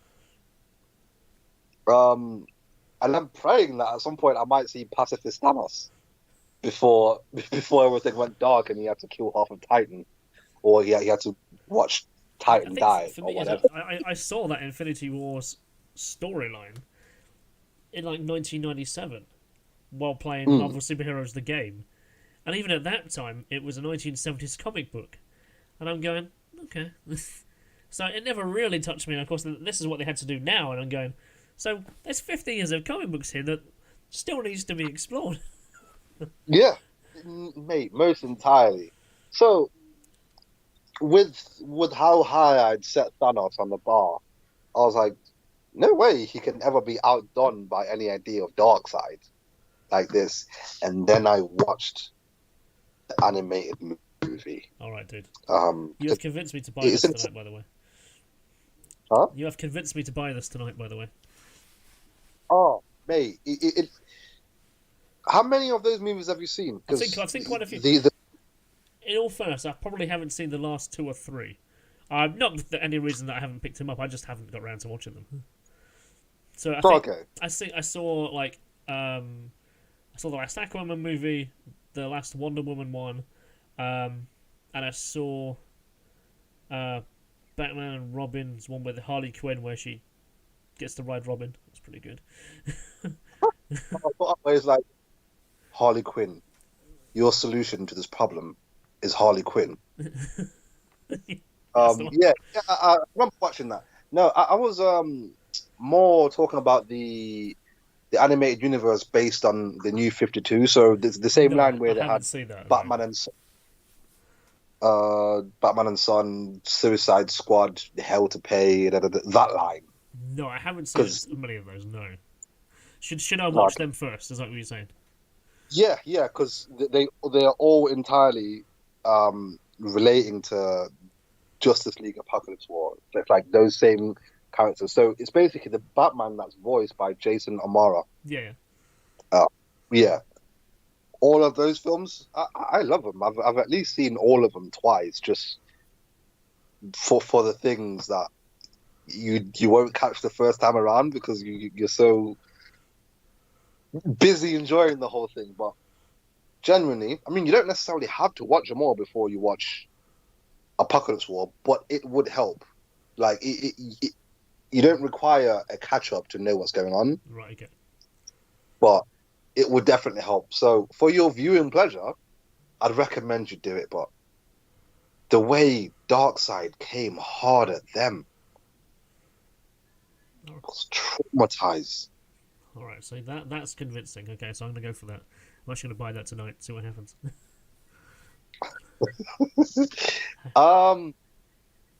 What do you think of the Injustice movies? I mean, Injustice games. I actually have them purely for the story. Same. Same. I didn't quite like the combat system, although it was functional, it was nice. But actually, I turned the difficulty down just so I could enjoy the story. Because that's so good. I mean, I've got a nice passion for like Justice League Dark. You know, I like Constantine, Swamp Thing. I quite like. So I like following that story, what they're going on with. So to see them in that was quite nice. In Injustice 2. It was very nice. I mean, the first Injustice just essentially taught me that Superman is a dick, and anytime something goes wrong with Superman, you're not gonna have a good time. absolutely love those games, and they actually convinced me to start playing Mortal Kombat. So before the first Injustice, I had never touched a single Mortal Kombat game. I was always a Tekken guy. Man. And of which I would also like to commend Tekken, because their new game, the way the story mode is set out, it's structured in a Mortal Kombat sort of way, which I really enjoyed and appreciated. It was the first time I was like, yes, now I won't have to just play through 10 matches to get a 45-second cutscene, and then me have to connect the dots myself by playing every character in that same fashion. Yeah. So sticking back on the game, man, I think we ought to kick back to that wrestling games conversation. So I think we started off with what was the favorite wrestling game, and you were going to tell me what is your current game now, and then we got sidelines. Yeah. WWE 2K19. I mean, 2K20 is literally the first wrestling game first annual wrestling game I didn't buy since ever. Actually, no, it's not the first. It is the second. The second other game that I didn't buy wrestling-wise 16. because of its absolutely horrible reviews, of which I'm not a person that reads reviews. I do not care about reviews because I've always had this thing about me where I'm like, I cannot let someone else's opinion dictate my decision. I have to see it for myself, because what other people hate, I might just love, you know? So, 2K15 and 2K20, I did not buy them. Because, 15 was the first wrestling game on the PS4, and it did not do well. It had a lot of things missing, which they immediately fixed on the games to follow. And then 2K20, of course, that got took over by different people halfway through. Yeah, and then Dukes went, well, we're going to take all our assets as well. Fuck you, see you later. Of which, it's got me worried for the next game. I mean, I have no doubt that, if they've taken 2 years to put a wrestling game together, fine, it will probably be great, but I've just spent the last decade using a specific button set, like a specific way of playing. I'm not ready to start changing the way that game is played. I'm not, because there's this one called Battlegrounds. Yeah, I gave it a go. It plays like a freemium game. Yeah, Battlegrounds feels like the spiritual successor to WWE All Stars. Yeah, and All Stars was. No one asked for that game. No one sat there and think, you know what we need? Another arcade beat 'em up. No one asked for that game, but when we got it, my God, were we thankful. Yeah, because it's so fun. Like, I still recommend All Stars to people to this day, because it's just, out of anything, it's fun, and it has a story mode that's really pop worthy.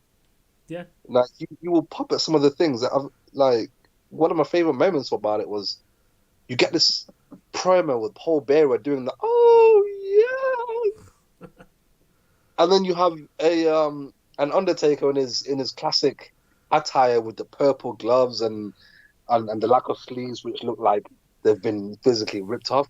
He's in the background chiseling a coffin, and of course it looks great because the way the game is designed, everyone bears an over-exaggerated resemblance of their real-life counterpart. So it was.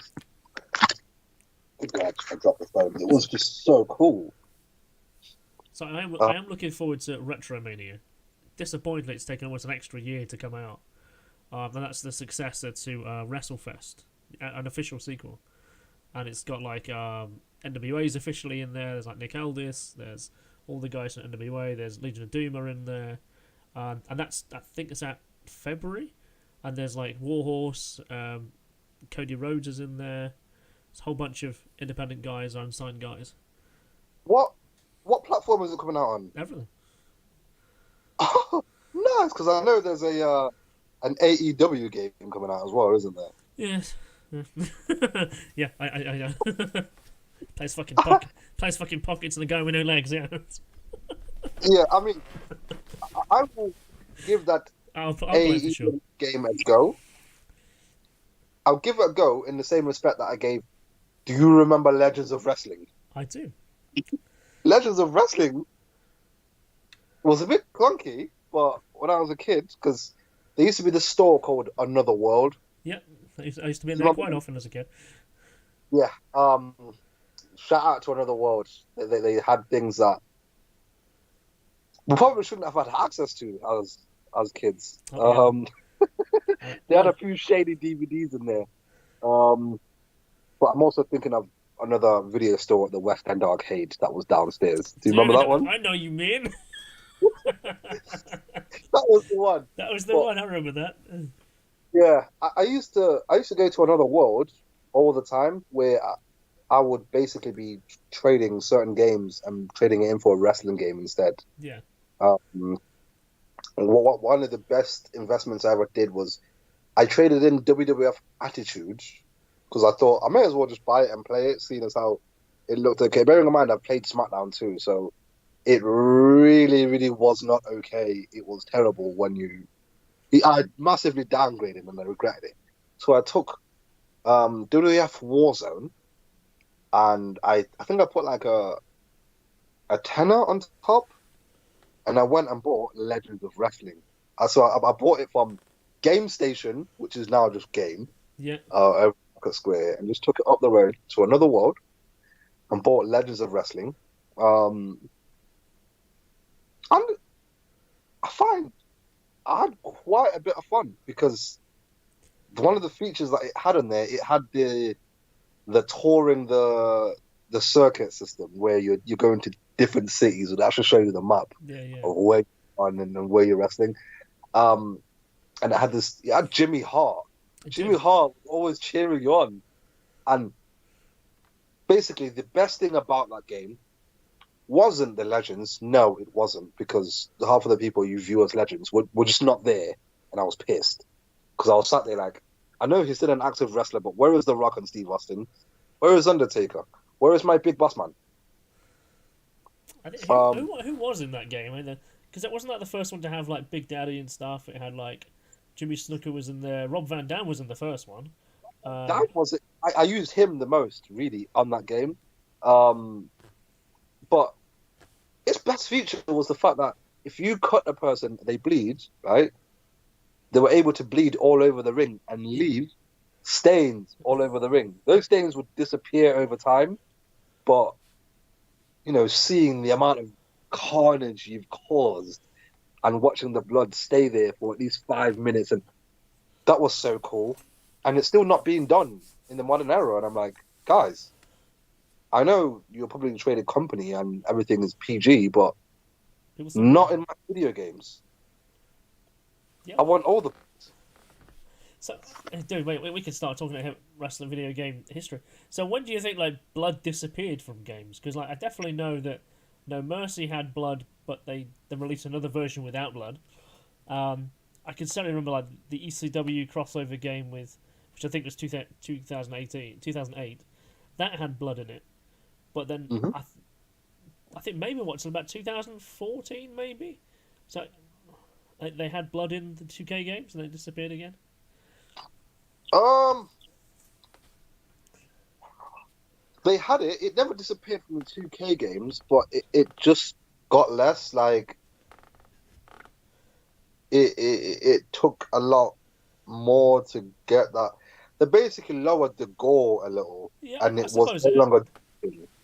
I suppose it's a ratings thing for its audience because I guess wrestling, despite the fact that it's got a 9 o'clock watershed on it, is generally aimed at kids.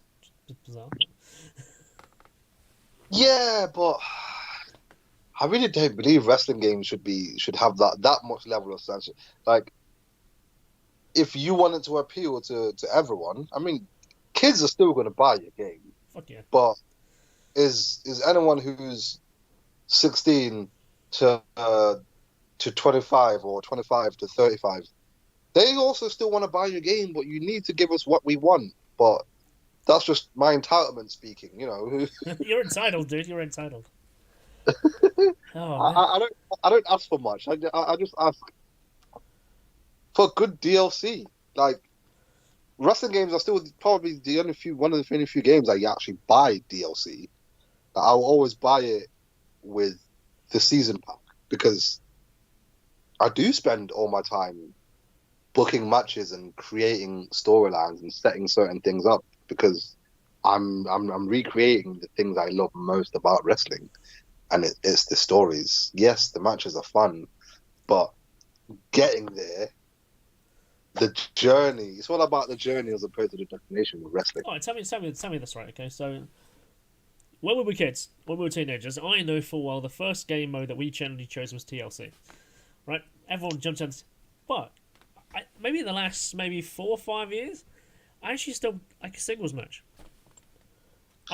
Do you know why? I think I like the psychology of making the single match work. You know, perhaps it's distracting the referee, getting a chair or whatever, and put it back under the ring.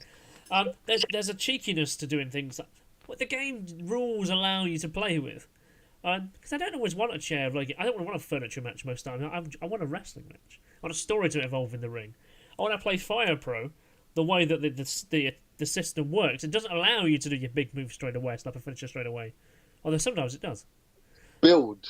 The more damage you do, the bigger moves you can do. Like it makes you earn that.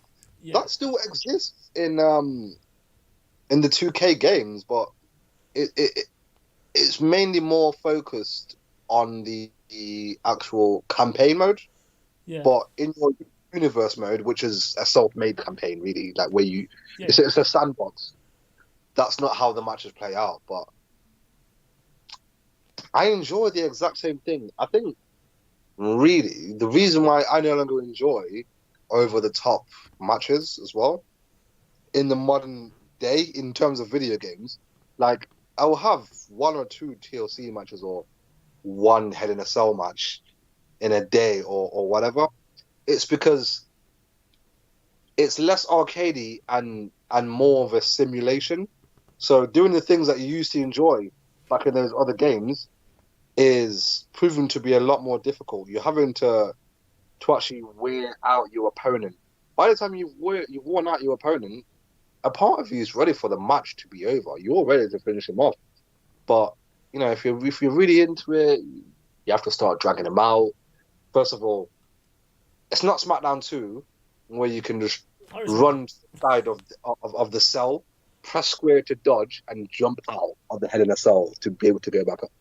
You have to use a finisher slot to even get your guy out of that Hell in a Cell. And then the climbing is a mission on its own. And then when you get up top, your moveset becomes limited, much like when you go outside. Like, they literally take away a lot of your offense to make... You know, there was too much that's gone into it where they've tried to go on too realistic to where it takes away some of the fun out of it and having an over-the-top match. Because let's not forget, video games generally are a form of escapism. To me, they are life. Really, you know, gaming is life, but it is a form of escapism. I don't always want that much realness. Well, I mean, we could tap into. Do you think the next wrestling games are going to feature matches like the War Games match, the double ring, and so on? I can only salivate and pray that kind of thing happens. And you know what? We do deserve it because War Games has existed forever. 85. And it's from WCW, so they introduced it. Well, the concept. What? How many War Games matches have there been now? 4. Well, the War Games has been around since '85. I was listening to Jim Cornette this week about it. So, I mean, in recent memory in WWE, they brought it back 4 years ago. Yeah. 4 years ago, and you're telling me you still can't get one thing into the game? Hell, they even have action figures for it now. They literally have a double ring with a double cage as action figures. Ooh. I prayed for those action figures when I was a kid. I really did. Of which, well, I still call it action figures. It's just I no longer do wrestling ones. I just call it superhero shit because, well, why not? Yeah, why not? You know, why not? So, is there any kind of matches that you kind of know that exist that we don't have in games these days? I don't think we have a strap match yet, and we haven't had that. I quit matches literally, the last time it appeared in a game was WWE 13, and it wasn't even a properly functional match. It was in the story mode to do with The Rock and Mankind. Okay, yeah, the beating of the head and hands behind his back one. Yeah. Yeah, which that's my favorite I Quit match of all time, for obvious reasons. He killed him, absolutely killed him. Um, I Quit match, Buried Buried alive. Alive, Yeah. hasn't seen since 2009, I think. And there's been the casket matches at some point. They've been in there. Mate, casket match. Casket match still hasn't been there since 2009 either. 2008, 2009. Haven't seen that there. A properly functional and fully explorable backstage area, not just a tiny little mini map that's the same.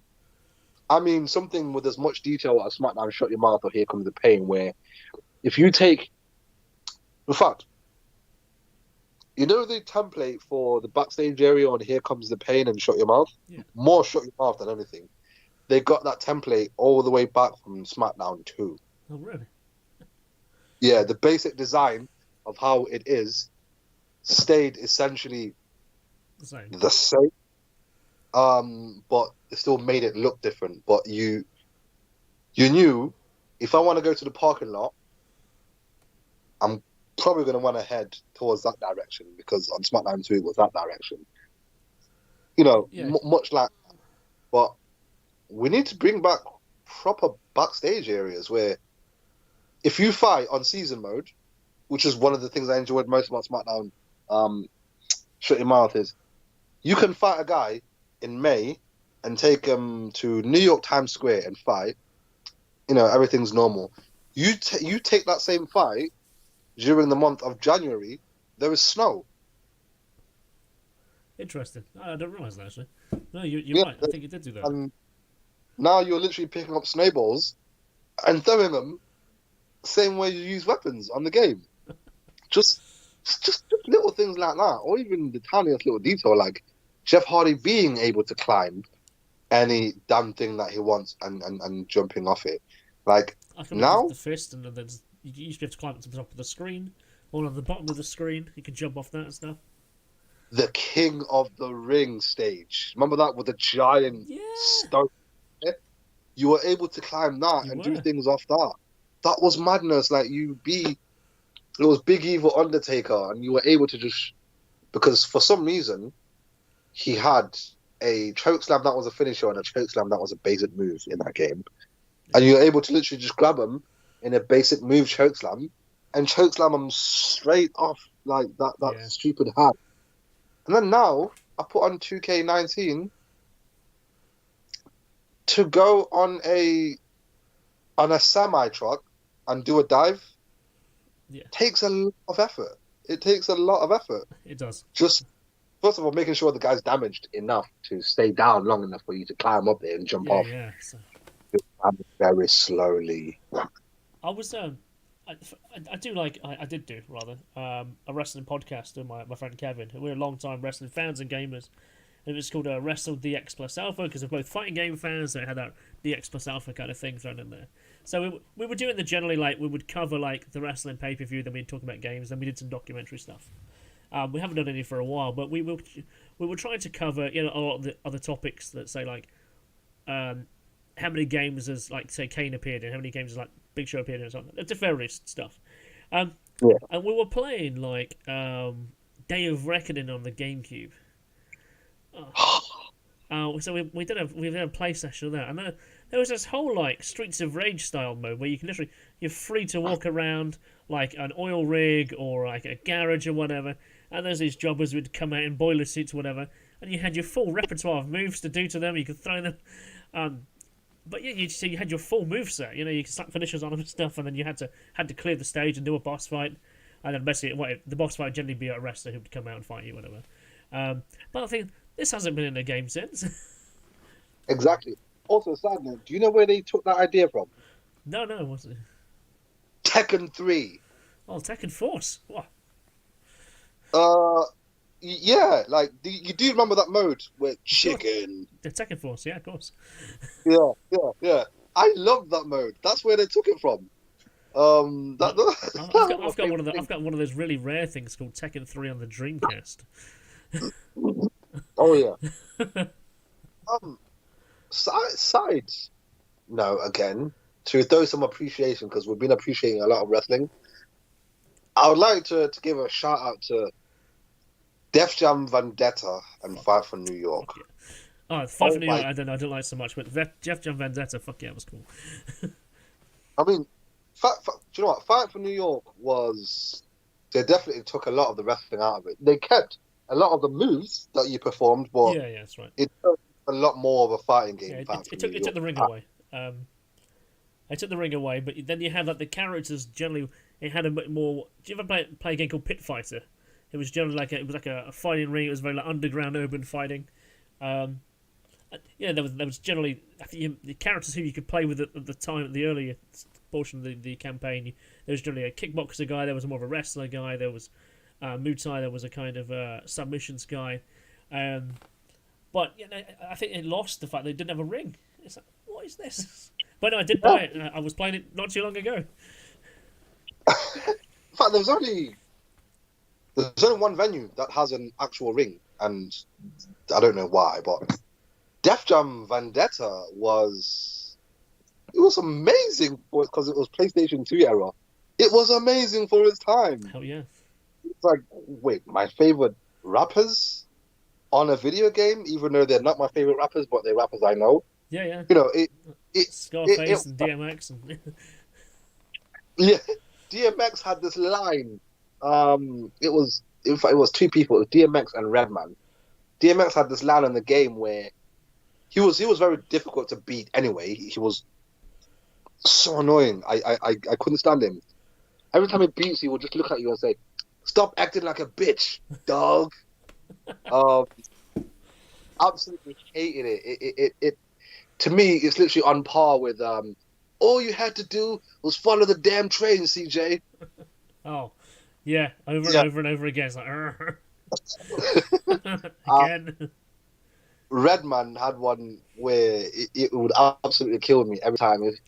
If it was before a match where he would look at you and say, "I'm gonna take your tongue out and lick my ass with it," and that always killed me off. Oh man, Always- in Vendetta, I actually always played as Briggs because he had that jumping vertebraker that looked cool as fuck. One person that used to spam the pedigree in the game is Fat Joe. You have a cage match with Fat Joe on Fight for New York, and he spammed a pedigree, and it will just take your entire life away. It was the equivalent of the Paul Phoenix power punch. You know, Yeah, yeah, you know, punch. yep, Does this still do that in modern games? yep. Back two punches. I know Tekken 7 really well. See, I installed Tekken 7. I played it, enjoyed the story, and then because I've got a stepdaughter. She's 3, right? All right. So her dad comes over. I've been blessed in life enough to actually have a relationship with her dad that we're friends. All Like right, okay. he used to be a wrestler as well, Okay. and he's a streamer. Goes by the name of Money Benjamin. Don't I know him, yeah. Yeah. So I've actually been lucky enough to say we're friends. Like it's strange to It's say because it's chill and it's not. There's no harshness. There's no animosity. It's just chill. yeah. Like we have never even had a single moment of awkwardness. It was always a good vibe. So there will be times where it comes over. We'll sit down. We'll talk about wrestling or whatever. So we were playing Tekken. In all my life, I'd always bested most people I came across in Tekken up until Money Benjamin. He knows this personally. I entirely hate him and resent him for it. But it was Lovejoy 8, Money Benjamin 21. Oh, dude. So that is an absolute spanking on Tekken on every level. Like I I was defeated, and after that, I was like, "Nah, I'm uninstalling this game and just I'm gonna lick my wounds elsewhere and just save my space for now. I was I'm not playing with it anymore." it's kind of weird. I kind of learned to play fighting games a bit differently to most people because I came into fighting games with Virtua Fighter, from Street Fighter, Virtua Fighter, liked Tekken, played more Dead or Alive, and then I kind of dropped out for fighting games a bit, went back into it again. Virtua Fighter 5 is still probably still my favourite fighting game. But then Tekken 7 came along, and I was like, ooh, this is good. And I realised that the way I play fighting games with people is really different. I play with someone deliberately, not to lose, but I start learning the tactics they would generally use their fallback positions. And after 3 or 4 rounds, I would rape them repeatedly. Yeah, no, he did that to me. That's exactly what he did to me. Because I'd always told myself, if I'm gonna play with people, first of all, everyone knows just don't bother with Eddie because Eddie is just a cheap win. It's a cheap win. You can, if you really know how to use Eddie, which I do, then you're there's good. A difference when you see someone play with him, you go, oh, you know what you're doing. Let's go. Yeah. Yeah. But at the same time, a person can button mash their way using Eddie and absolutely slaughter you, and you will have nothing to say. I've seen the best of us be reduced to tears because of Eddie Gordo. Yeah, I know. I thought, no, I'm not going to use Eddie. You know, I'm going to pick other people like Feng Wei. He's one of my favorite characters. Feng Wei, Horang, Lei Wulong. I couldn't find Lei Wulong. I'm pretty sure it's DLC. See, precisely. Whereas you give me Lei Wulong and I start doing with the drunken master, I'm untouchable. And I will even challenge you, sir, personally. Yeah, me as Lei Wulong will probably fall out. We will fall out. It's kind of weird. So say taking. Oh, so I only learned this recently, right? So do you know Mizuru Suzuki? Yeah. Yeah. So he actually is the guy who motion captures King. I only learned this recently. Of which, do you know how hard I absolutely died? I was popping so hard when I was finding New Japan Pro Wrestling merch in Tekken. Yeah. Like, God, this is so sick. I was literally clapping like a seal. Yeah, I was like, wow. When I saw the Bullet Club stuff, and I saw if you choose if you wear Okada's gear, his special becomes the Rainmaker, as opposed to his Japan Powerbomb. Oh my god, I've marked out for that. I was like, wow, you know. It's a New Japan is in the Yakuza series as well. Oh, yeah. So if you pick up say Yakuza 6 and 0, it's particularly 6 actually. The original Three Musketeers, which is Tanada, Masachiro Chono, Tanahashi. They're in the game as they're mafia bosses who run the construction site and all the fucking illegal shit going on. Imagine. And Okada's just walking around the streets, and you walk past him, and he'll kick all his gold coins into the air as you walk past him. And dick. Just. Did you ever play Sleeping Dogs? Fuck yeah. Mate, that game. I loved that game. That was cool as fuck. Huh? That game was cool as fuck. That game for me was like Kung Fu Shenmue with guns. See, I bought it expecting to play because they were saying, "Oh yeah, it's a spiritual successor to the games of the true crime games," which I absolutely loved. The true crime games. A lot of people didn't, but I loved them, mainly for the story. Yeah. So I went in there expecting that, and that is not what I got. No. It was a much better game. Unfortunately, the developer didn't sell enough back in the day that that a sequel didn't come with Sleeping Dogs, and they got disbanded. But Square Enix brought most of the team up, so I don't know what it is they're doing now. I absolutely love Sleeping Dogs because it escalated so much. I'm not too sure what other game I can even mention. Wait, Max Payne 2. No, Max Payne 3? Yeah, it's the third one on PS. Yeah, PS3 and Xbox 360, yeah. That is the only other game that I can happily say where things just escalated, and just when I thought it couldn't get any worse, it just does. Yeah. Uh, legendary, especially Max Payne 3. I watched that game because I bought it and my best mate played it. He literally came over to my house, put on this massive subwoofer. We had a 50-inch at the time, like at the place where I was living, and I spent the better half of 2 days just watching him play it. It felt like I was watching a movie because he was doing the whole Cinematic bullet stuff. thing right. Like he literally played Max Payne how it's supposed to be played, Yeah. and not only he was running around collecting pieces of everything. So halfway through the game, he's walking around with golden guns, and it's like, wow. But yeah, Max Payne is another Rockstar title. Max Payne 1, 2, and 3 It's a Remedy, is, isn't it? huh? It's a Remedy rather than Rockstar, isn't it? Yeah. I mean, I think the first two are published by Rockstar. I think that's what mm, it is. it's still, all of them still have a Rockstar logo on them. Yeah, that's right. But I think they are done by Remedy. Yeah, they are. Because the way I actually heard of Max Payne was, um, a mate of my mom's bought me a T-shirt. She just thought she was buying a cool looking T-shirt, but it was the T-shirt with the Max Payne 1 cover. Oh right, okay. Well, so it was like Mm. was that black and white kind of neo noir style look? Yeah. Yeah, where he's carrying the gun and it says Max Payne in Yeah, red font. yeah. Um, and she bought me that T-shirt with a poster, and it's Max Payne, a man with nothing to lose.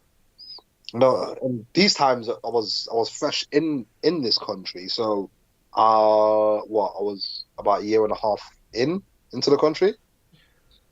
I always admired that poster on the T-shirt, like, Max Payne, man with nothing to lose, seems cool. And then I find out it's a game, so I never even knew it was a game. I played the game, traumatized me. Yeah, the first That one, game was so dark. yeah, really, really dark. Just from the opening, is this the Payne residence? Good. And it was like, oh, and I'm pretty sure every kid has nightmares about, the nightmare scene where you're when you're Running around the on fucking the house, yeah. trick with the. I had to play that mission in order to complete it. First of all, Rockstar trolled me because I never knew. It took me a month to figure just that mission out.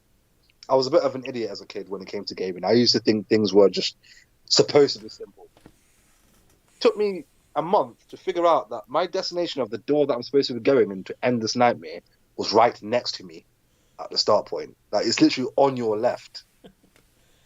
But I played that game on mute for that specific mission because the crying baby, I just, yeah, of course it is. yeah, it scarred me. So I couldn't do it. But Pain, really dark trilogy, but really well done. Yeah. Because Rockstar, they have never disappointed me. The only title I've never played of theirs is Manhunt, which I probably should have gave a go, but at the time I was occupied with other games. Manhunt and Bully. I haven't played Bully either. I know people who have, and I've watched people play it. It looks pretty cool. I haven't dipped into it.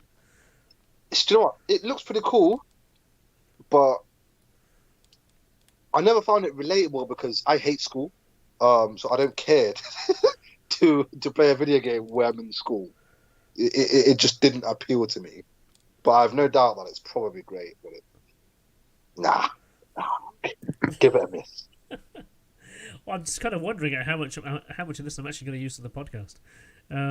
Because I generally run for about an hour because it's quite comfortable to watch. So I'll probably take the majority of the first hour when we're talking about more wrestling and more gaming stuff. So I feel we've gone off and so many tangents, so it's fine. But no, it's been good, man. It's been really fun. I'm trying to think. I'm trying to throw a couple of games at you that I'm pretty sure you might have played, and Because man, me and you probably have a similar size collection of somewhat of games and consoles in our respective houses. I imagine so.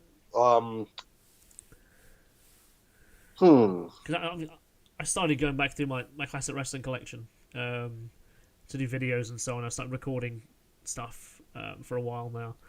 Even when I was like pretty younger, I was kind of filming these kind of like jackass type wrestling videos where in game the kind of extreme stuff you could do in wrestling games at a time before there was streaming and people could record clips and so on, like diving off fucking tables and jumping off, put the ladder on the announce table and going up as high as you can to dive off into the ring and all the kind of crazy stuff.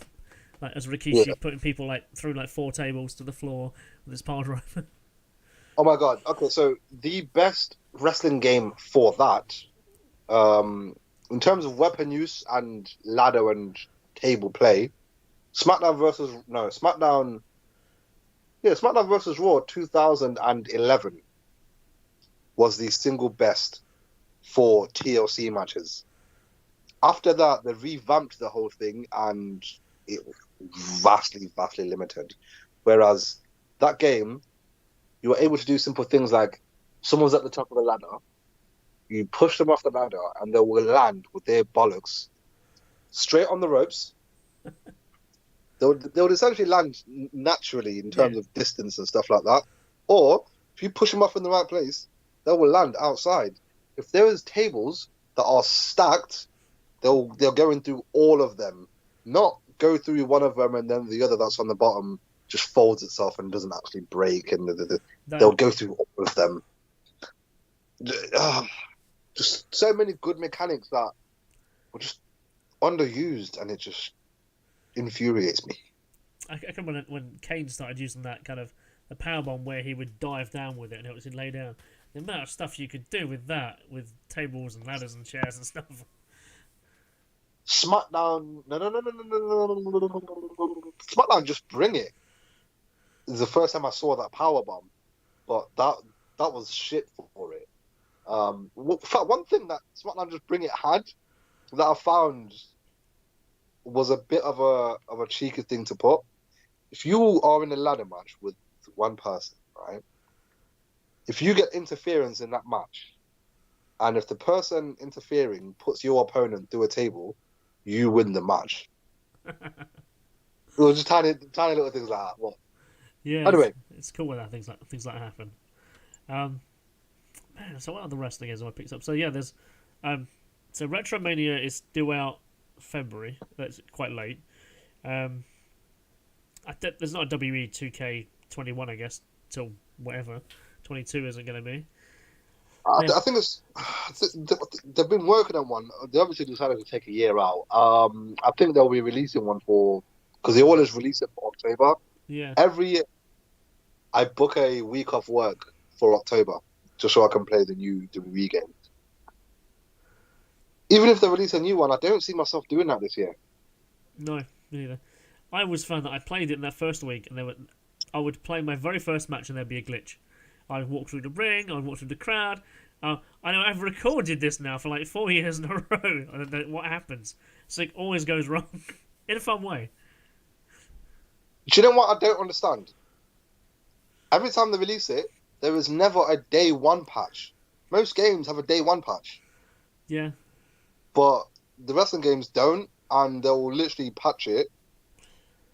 Sometime it's literally between release and the first DLC. They will send one little 1.5 gigabyte patch that doesn't really fix as many issues as you have faced, but you know. I was pretty happy a few years ago, right? I think it was 2018. I think I posted something on the THQ. I thought 2K forums or something, and I was like, please change the lobby system back that used to exist in the 2K games, so you could arrange to talk to each other before you did a matchmaking.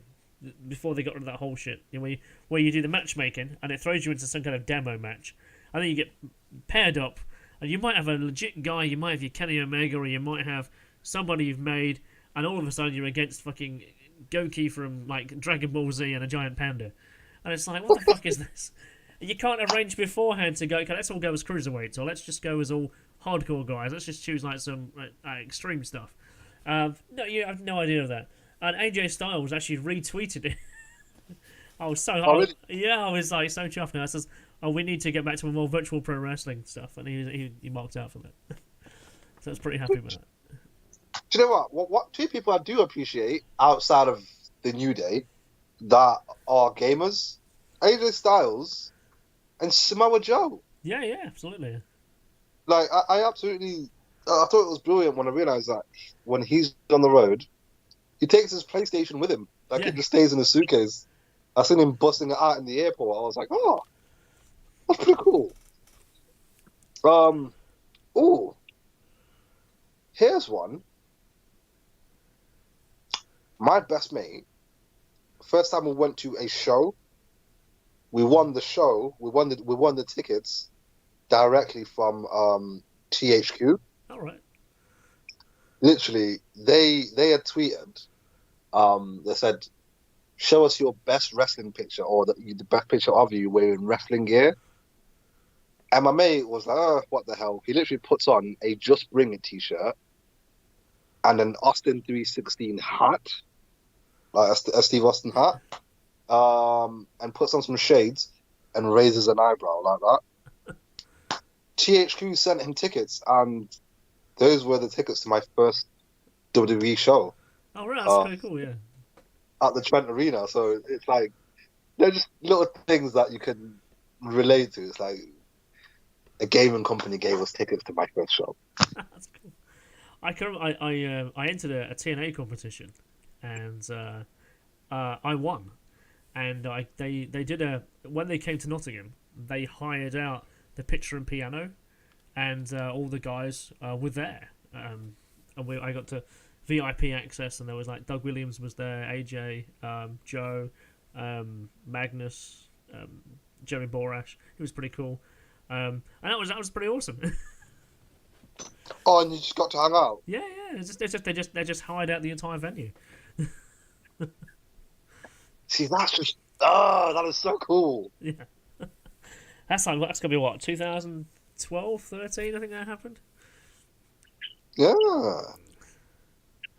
Might have been even earlier. No, actually, dude, it's 2007. It was their first or second tour over here, because the year after I had a choice of I told myself, okay, TNA are touring, but Noah are touring here, and I had a decision between which one I was going to go to in 2007, 2008. I was like, do I go to TNA Impact or do I go to the Noah show? Noah's never been here before. I want to go see this show, and thankfully I did, because it was the last match that Misawa had, and that was his last match. Well, that was the last match he completed and won, because the match he had like 2 days later, he lost and unfortunately broke his neck and he died from brain injury. So I saw that match, and I'm so glad I went to Noah as opposed to Impact that year. So yeah, so that show for TNA was the year before, so 2007. Wow. Damn. That's pretty cool. So that's kind of like my favourite wrestling match. On that show, in fact, there's Nigel McGuinness and Bryan Danielson teaming together against Kenta and Marufuji. My God, what a match that was! Speaking of him, Daniel Bryan. So obviously we won the tickets from THQ to go see the match. To go see the show. The following year, I was literally on my way to the gym after work. So I decided, hey, I haven't ate anything. Let me grab. Bearing in mind, I was a different person back then. I thought I'd grab myself a double cheeseburger before going to the gym, because bulking. Yeah. I've always been a dirty eater. I thought, cool. I grabbed one. So the McDonald's that's on the way to. It's on Exchange Walk, essentially, near CX. Yeah. I'm walking down there. I literally watched them, and it didn't register in my mind. And I was like, wait, hang on. Wait, what?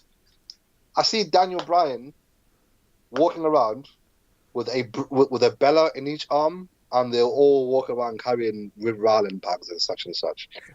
For me, because I watch wrestling so much, and it didn't even register to me that I'm seeing these people in real life. Walk past me, I'm like, wrestling in town? Let me go check. I usually, at that time, I would know that they were in town by literally walking past Maid Marian Way. Because they used to stay at the Park Plaza. Park Plaza. Yeah. Down there. So I was like, my gym's down there anyway, because I used to go to a gym at where the land registry is. Yeah. So I was like, let me pass by. I pass by. I see R-Truth. He's came out. I was talking to a couple of dudes, and I was like, oh shit, let me get a moment to actually talk to R-Truth. I walk up to him. I'm like, what's up? You good? He's like, yeah. I'm like, do you mind if I get a picture? I'm not here with anyone, but do you mind if I get a picture with you or whatever? He was like, yeah. So I give someone my phone. He puts his arm around me. I was like, oh, because normally famous people, they don't have to put their arm around you or which is another thing that I'll say I am not a fan of wrestling fans putting their hands on, especially the female performers, like literally holding them like that on a phone. That's not okay. You don't know that person. Don't touch me. Puts his arm around me, grabs my hand, like we literally do the whole brother thing. I think it's also a black guy thing. You have to do it when you meet another black guy. I was like, oh shit, I just took a picture with R-Truth. So I'm marking out at the time. And I end up just chilling with him for like 5 minutes. He's literally outside the hotel, just chilling against the wall. He's already met a lot of the people, so no one's really bothering him anymore, listening to his music. I'm like, literally stood right next to him. I'm like, yo, Truth, what are you listening to? He's like, oh, I'm listening to T.I. I was like, okay, I'm going to let you get back to listening to T.I., but can I ask you a question? And I really have to ask it for my own sanity. Where the F is Lil Jimmy? He looks at me, and I'll forever be grateful for that. He looks at me, he's like, man, I don't know where the motherfucker at, man. Listen, he went back to live with his moms and shit, you know? And if he's living with his moms, I don't want to have to be going to court to pay no damn child support. So I had to let him go. Obviously, we both know that we're talking about an invisible child. Yeah.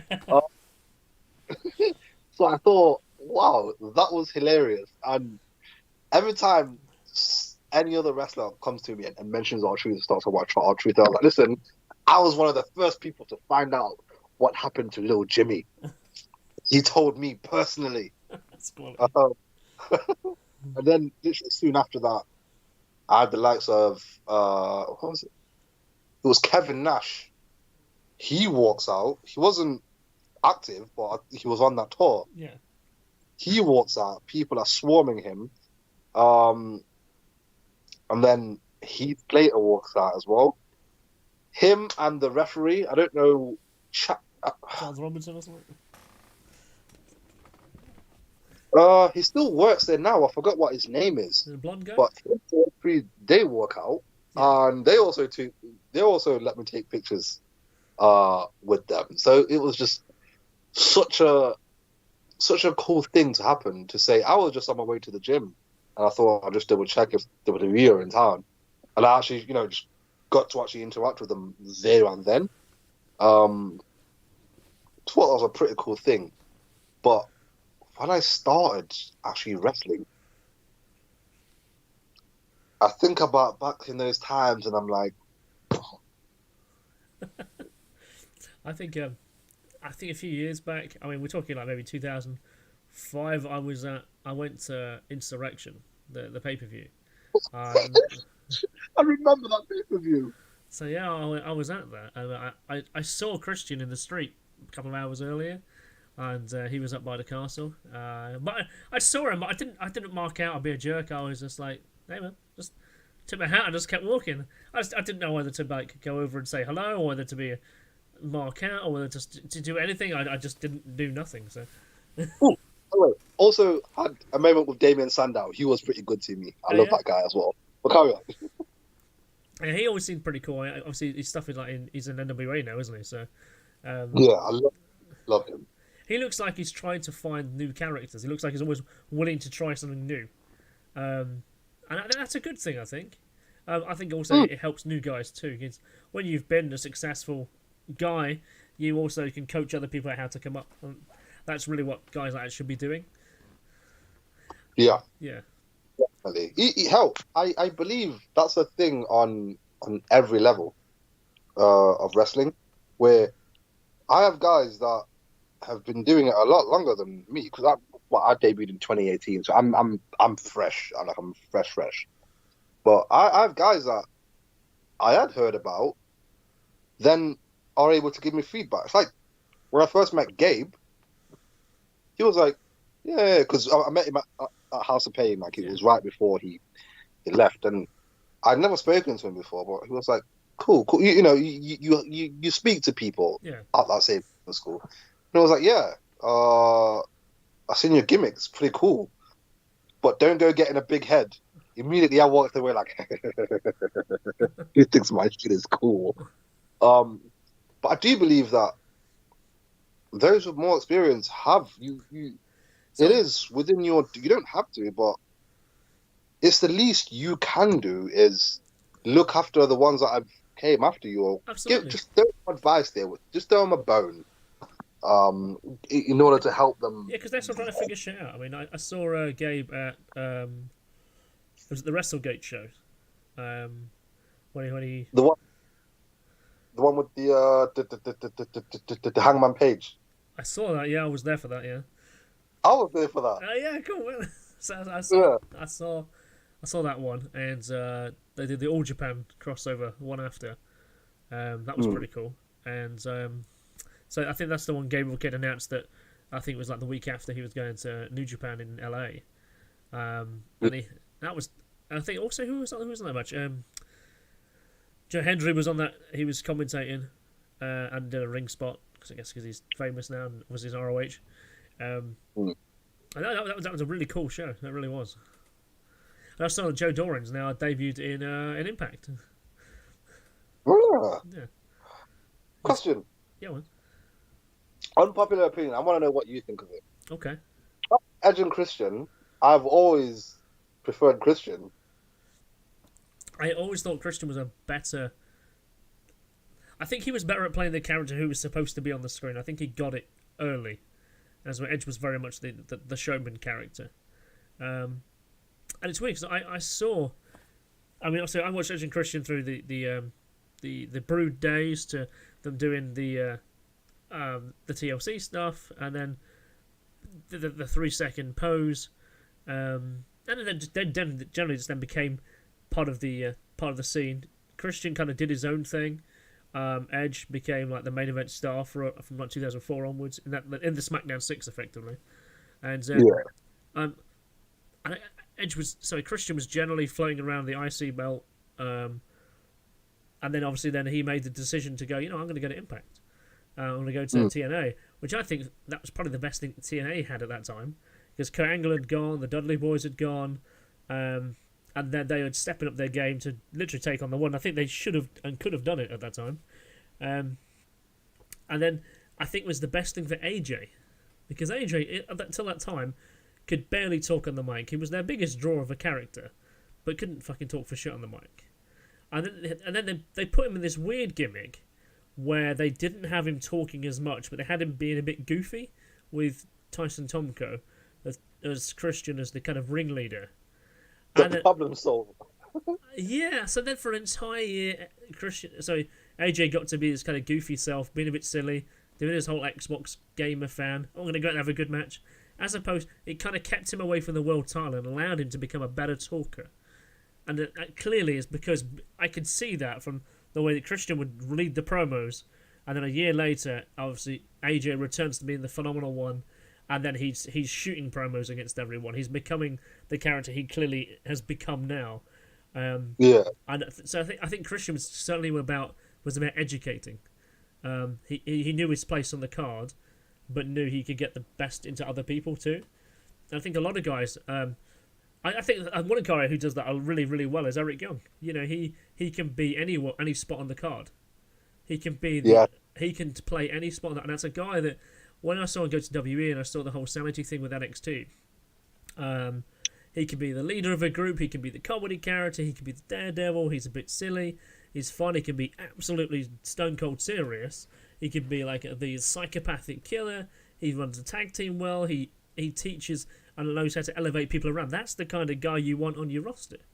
And WWE had no idea what to do with him when they put him on their main rosters.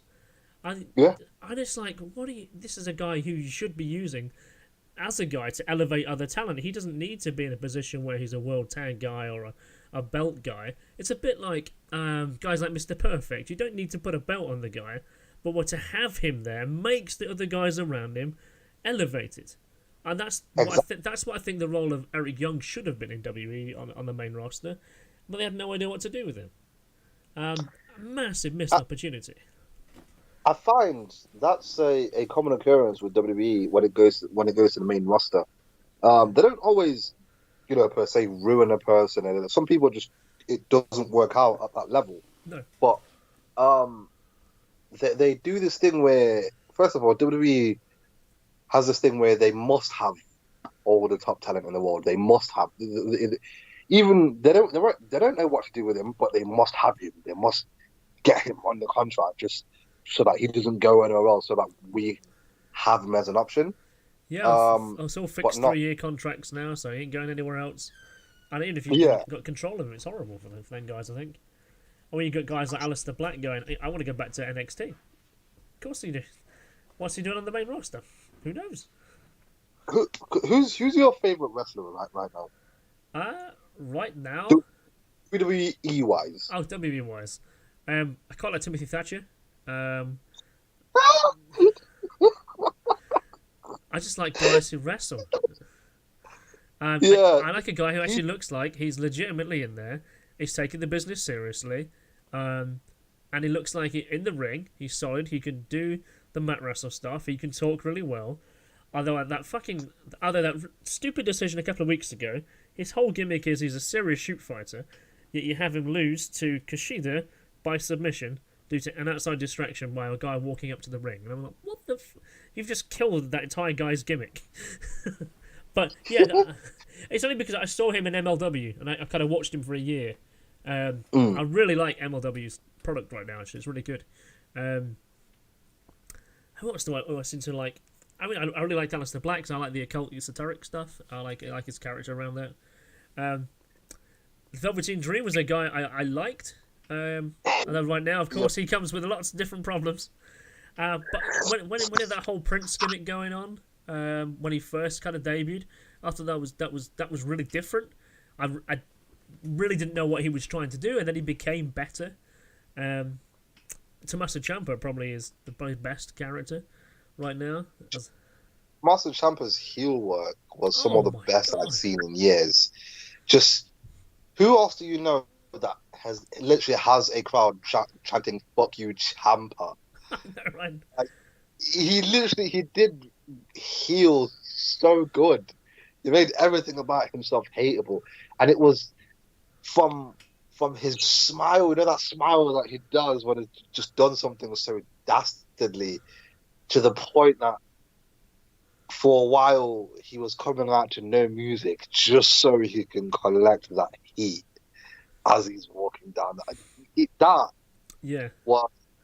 I really liked that version of Ciampa. Hell, he's one person in NXT that I haven't actually gotten bored of at all.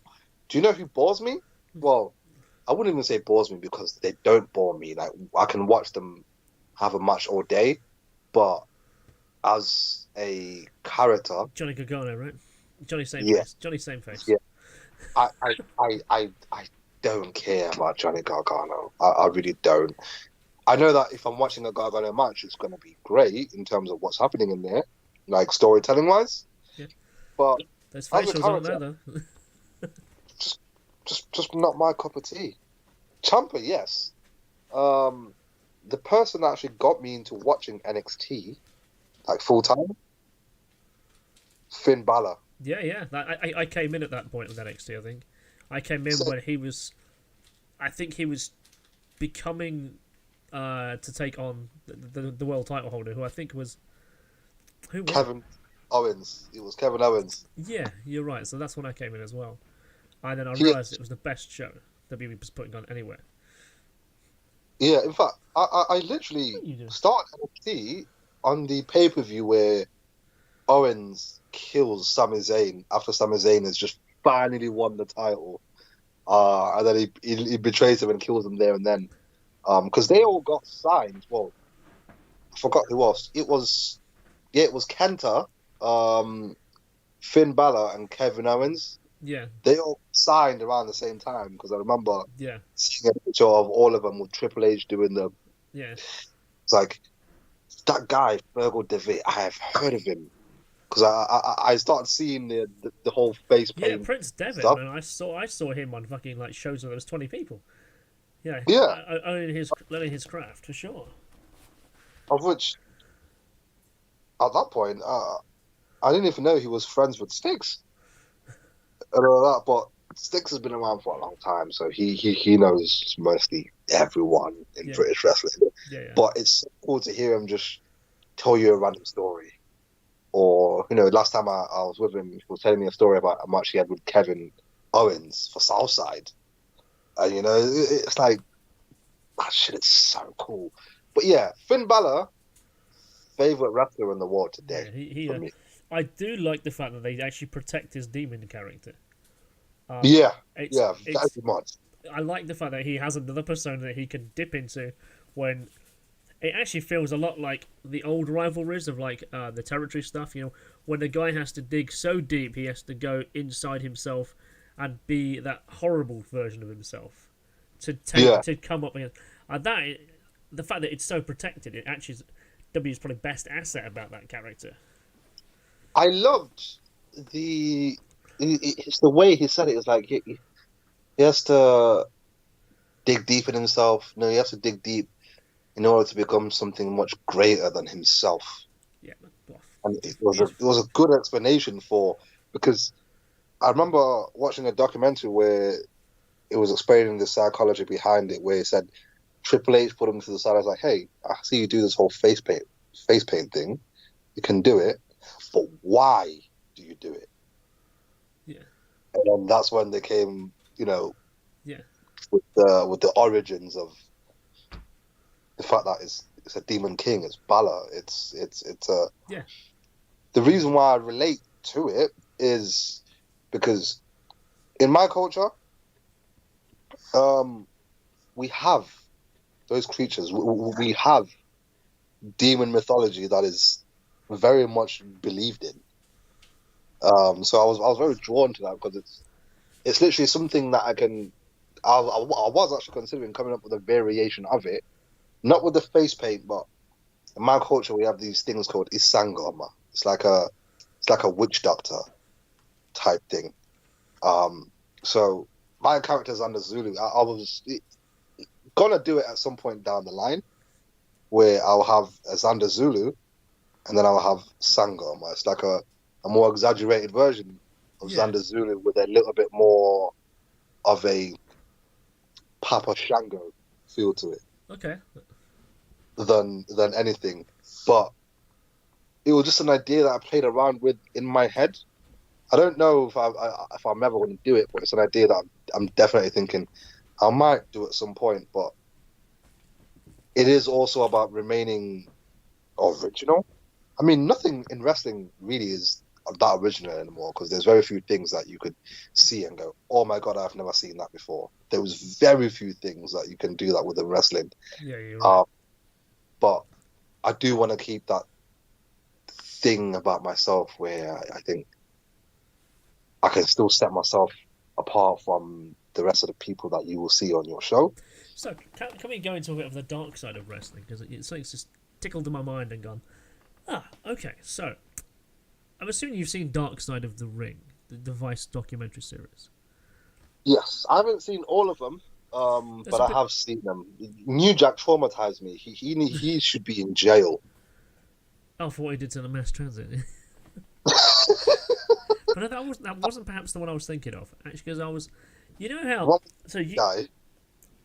what I'm thinking about. So you know how different areas of the world generally have a form of wrestling. So where you look at, say, Mexico going towards they have the lucha style. Japan has the King's Road and so on.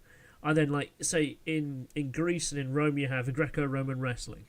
But then, like, in Yeah. Africa, you also have this form of wrestling where they've almost personified their identity onto wrestling with a kind of voodoo style wrestling, Hmm. resurrection wrestling. That was really interesting. I think, and it appears to be getting quite popular. I know there's certainly in that documentary there appeared to be resentment between the Christian community and that voodoo-esque wrestling characters, where they're resurrecting. So that appears to be a bit of a sticking point of contention, but appears to be gaining a bit of a following there. So how does that make you feel to know that almost there's an African unique wrestling in the same way that there's lucha, that there's King's Road, there's actually their own version in Africa. How's that? See, I also saw it over a decade ago. I was well aware of it. The the problem in Africa is that folklore is still very much taken seriously, regardless of how scientifically advanced we get in the world. Things to do with folklore are still very much taken seriously to a point where certain things are law. Like, you can get arrested. There's still certain parts where if you're suspected of things like witchcraft, you can still be arrested.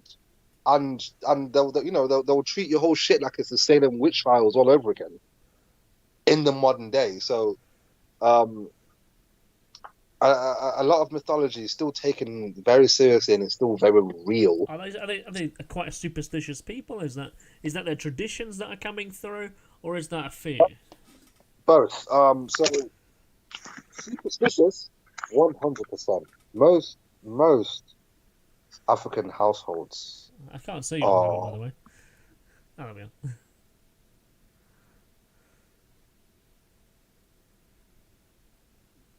Too many there. bring religion to it.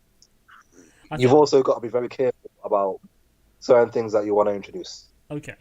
Um, and we just know that based on how the world reacts. How people that strongly believe in their religion in this country or in the first world countries react. You're not always going to get a very good reaction. So, if I were to, I don't know, bang on a scream mask. I've got this old school scream mask where it comes with like a little pump and it bleeds. Okay, yeah. So One Halloween of a few those. years ago, yeah. I can't take that shit to my grandmother. She will throw up a fit. It's satanic. It's a straight up no. Even though she'll be very well appreciating what I am and that it's a different era altogether. It's more about also holding on to, because it's very hard to let go of ideologies that you've been raised through your whole life. Yeah. It's sort of why, in fact, that point I've just said exactly is why I no longer get offended if I hear something racist coming from an old person. I just don't, because that's the era they grew up in. It's too late to change it. They know better. They probably know better, because if you live on this earth right now, you know better. Yeah. But even if you know better, you still choose to stick with that ideology. Yeah, I get that. So there is it's more of a generational thing when it comes to wrestling and them not liking it in terms of the Christian community not really being accepting of the voodoo style things that you get done in wrestling or the characters. And it's also, I'll say, it's also to do with not completely appreciating what wrestling is and how it works and what kayfabe is. Because I still have to explain to my own family members the idea of kayfabe and how it works. Because they will come to a show, they'll see me getting the 7 shits beat out of me, but yet coming out on top And then, I'll come back home and they're like, were you in any pain? I'm like, oh yeah, I was in pain. Everything that you saw there, the impact, is real. So why do they say it's fake? I'm like, it's not fake. So determined outcome. It's we're working together, but don't get me wrong, a lot of it hurts. It's pretty hard. It's not hard, but it's not easy to explain the concept of wrestling for a person that's just never got it, because they're like, but why on earth would you let a person? What? That was a chair. He hit you with a chair. I saw it. Like, yes, mate. I specifically trained for the behalf of 2 years to be able to be thrown. Because even my doctor was like, "Hey, it's like being in a controlled car crash, Yeah. essentially." No. And if you don't like wrestling, I don't know why on earth you would ever be a wrestler, because it's up until even now, me personally, it's the most physically demanding thing I've ever done in my entire life. It is the hardest.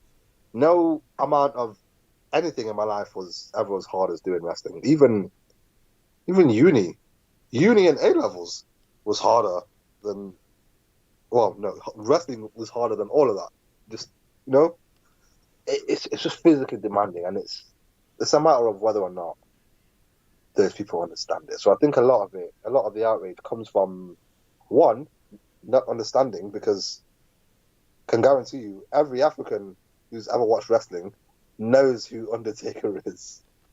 And he's still up in their head because of our folklore, or of our mythologies, of the fact that we fear dark things.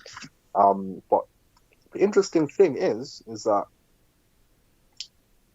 those strong beliefs are not exclusive to Africa. I have grown up with a lot of Asian friends, very similar. Um, my best mate calls it old country. He's from Pakistan, and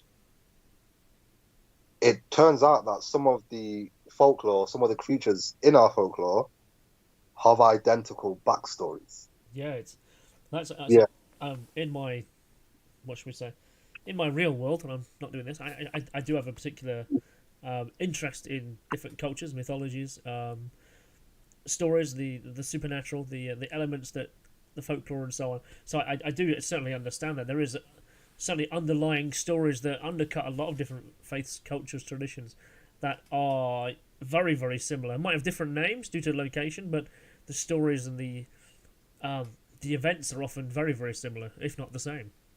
yeah, and you see, it is that appreciation of those different things that has actually made me very tolerant of religions.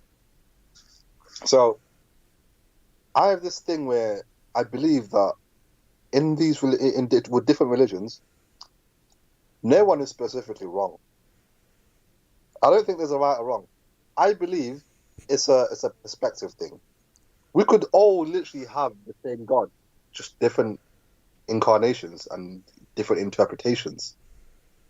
And I'm also open to the idea that it's not the same God. There's many different types. I'm very accepting of all of these possibilities, because why not? Why should I think, okay, there should, because I was raised as a Christian, and such and such, but I'm also a student of science, so I love science and everything about it. So when those things started to intertwine, I was like, I am not a good Christian. Moving on. I I take things for logic. And I can't. There's certain things that, without getting into religion, that is just not plausible.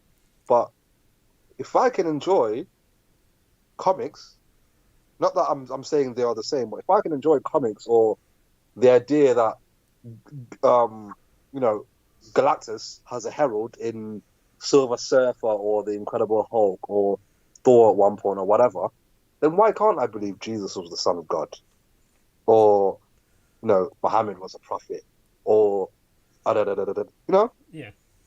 there was no reason for me to not believe it. Even if something doesn't sound believable, I'm not going to dismiss it because I don't believe you can ever dismiss anything because No. it may No. be like if you turn around right now and say, "Yo, shit, aliens have landed," I was like, "I saw this shit coming." You know, Well, I'm, according to Israel's, is it foreign minister, like yesterday, made an announcement that they've known there's been aliens here for like 70 years, whatever. This is like their head of space in Israel. It's like, you what? yeah, it's like, I mean, okay, but are you really gonna come out and say that now in this year? Yeah. Like, we have a lot of shit we've been dealing with already. Like, now you want us to start thinking about interdimensional beings? Yeah, so now you got to start worrying about. Oh, so is that what that Space Force is for? Just to make sure we can defend ourselves? Who knows? I don't sorry, but Space Force? No, that's not gonna work. Because if again, I personally I believe they exist because I grew up watching X Files. I'm convinced that should exist. I've seen some shit in the sky that is not plausible. Like me and my girlfriend, I shit you not, we did not sleep that night, and she kept ringing me from work. Um, so I was smoking one of my funnest cigarettes. I was smoking a funnest cigarette. She was not. Okay. Okay. Um, and we see two stars, point A and point B, right? Two stars. They're right there. Okay. Right. So see something starting, not where the star is, but starting a, a few, a little bit of a distance between the two stars. Something starts shooting one, two, three, like coming from one point and disappearing at one point, but in between these two stars. One, two, three, right? Right. And then next thing, it comes aligned in two. So one, two, three.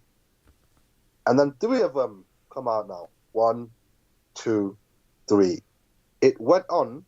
We thought we had been looking at this thing for about 5 minutes. We had been watching for 25 minutes. Now, the problem was, she pointed it out to me because I'm smoking. And she's like, babe, what is that? And I've looked up and we've both froze. They were not planes. They were going too fast to be planes. And it was outside of our atmosphere. And the most recent explanation I was given was, yeah, it could be space dust. Or Chinese lanterns. Huh? Could be. Or Chinese lanterns. I'm like, first of all, my nigga, we're in Sheffield, okay? Um, no. Second of all, me, when I saw it happen, I wasn't somewhat scared, but I literally said to her as we were both watching, because time was really messed up. The fact that we thought we were there for 5 minutes, but we'd been standing there for 25 minutes, neither of us felt compelled to look away and grab our phone and start recording. Now, by the time I grabbed my phone, it was literally over. And she kept asking me, "Did we really just see that?" Because she had never opened her mind to things like that before. Whereas I was always trying to tell her, "Yo, possibility of such and such is real." But if you tell a non-believer, or if you told any random person out there on the street that such and such is real, they're gonna look at you like most people will look at you like, Yeah, you got a "Yeah, second okay." head there, boy. just, Like, so before she was looking at me like, "You need to stop smoking them funny cigarettes." But that night she was afraid. I looked at it as, okay, one, wow, because I've never seen anything like this before in my life. Number two, I'm telling no one about this because one, no one's going to believe me because they're just not. But if you're I smoking a then, big ass bifter, they're gonna be like, "Oh, sure." yeah, were you smoking? Yes. Then the reason why I'm happy to talk about it is because she was not smoking. She was sober, sat outside with me on a hot summer's night, and we saw that. And she was ringing me the next day when she was at work and texting me to make sure she's not crazy. Like, we definitely saw what we saw, didn't we? Oh, da, da, da, da, da, da. And it was just amazing. So to see something like that, my mind is just open to essentially anything existing. especially growing up watching X-Files. I can't express to you how much fun watching that program was. It has not aged well, though. I will say that. No, That series as well. No, some of them episodes have aged pretty badly. Yeah, but otherwise, I can no longer dismiss anything that put in my lap. I won't outright believe it because you should question anything. These are human nature, but I won't necessarily dismiss it either because seeing is believing, and I've already saw some shit that I never thought I'd see. And yeah, the explanation to me given for those lights, bear in mind, it looked like they were projectiles, mate. They were literally projectiles. One coming out, and then two lined up like this. Not like that, but lined up like this. Two coming out in the intervals of three. And then three lined up like this way. Not that way, but this way this time. Of three. That wasn't aircraft. And it still blows my mind to this day. Like, since that day, I've not looked at the sky the same again. But I haven't necessarily been happy to tell everyone because I get that. no one's going to believe you. Like, it's just one of those things. I have watched one too many UFO sightings on because I've always been interested in that, but I never thought I'd see something in the sky myself where it's some shit that I can't explain, and I completely reject the notion that it's space dust because meteorites don't fly in an organized manner. No, they're pretty random. Yeah. Coming in on crazy orbits, coming in a way that you might find two together maybe, but 3 and 4 no, not in patterns in organization. Intervals showing up at one point and disappearing at the same point for all of them. And I couldn't even turn around and say it could be military aircraft because if it is, why are the military conducting exercises on residential land? I don't think that's protocol. No, they do that with the Atlantic or something. Yeah, but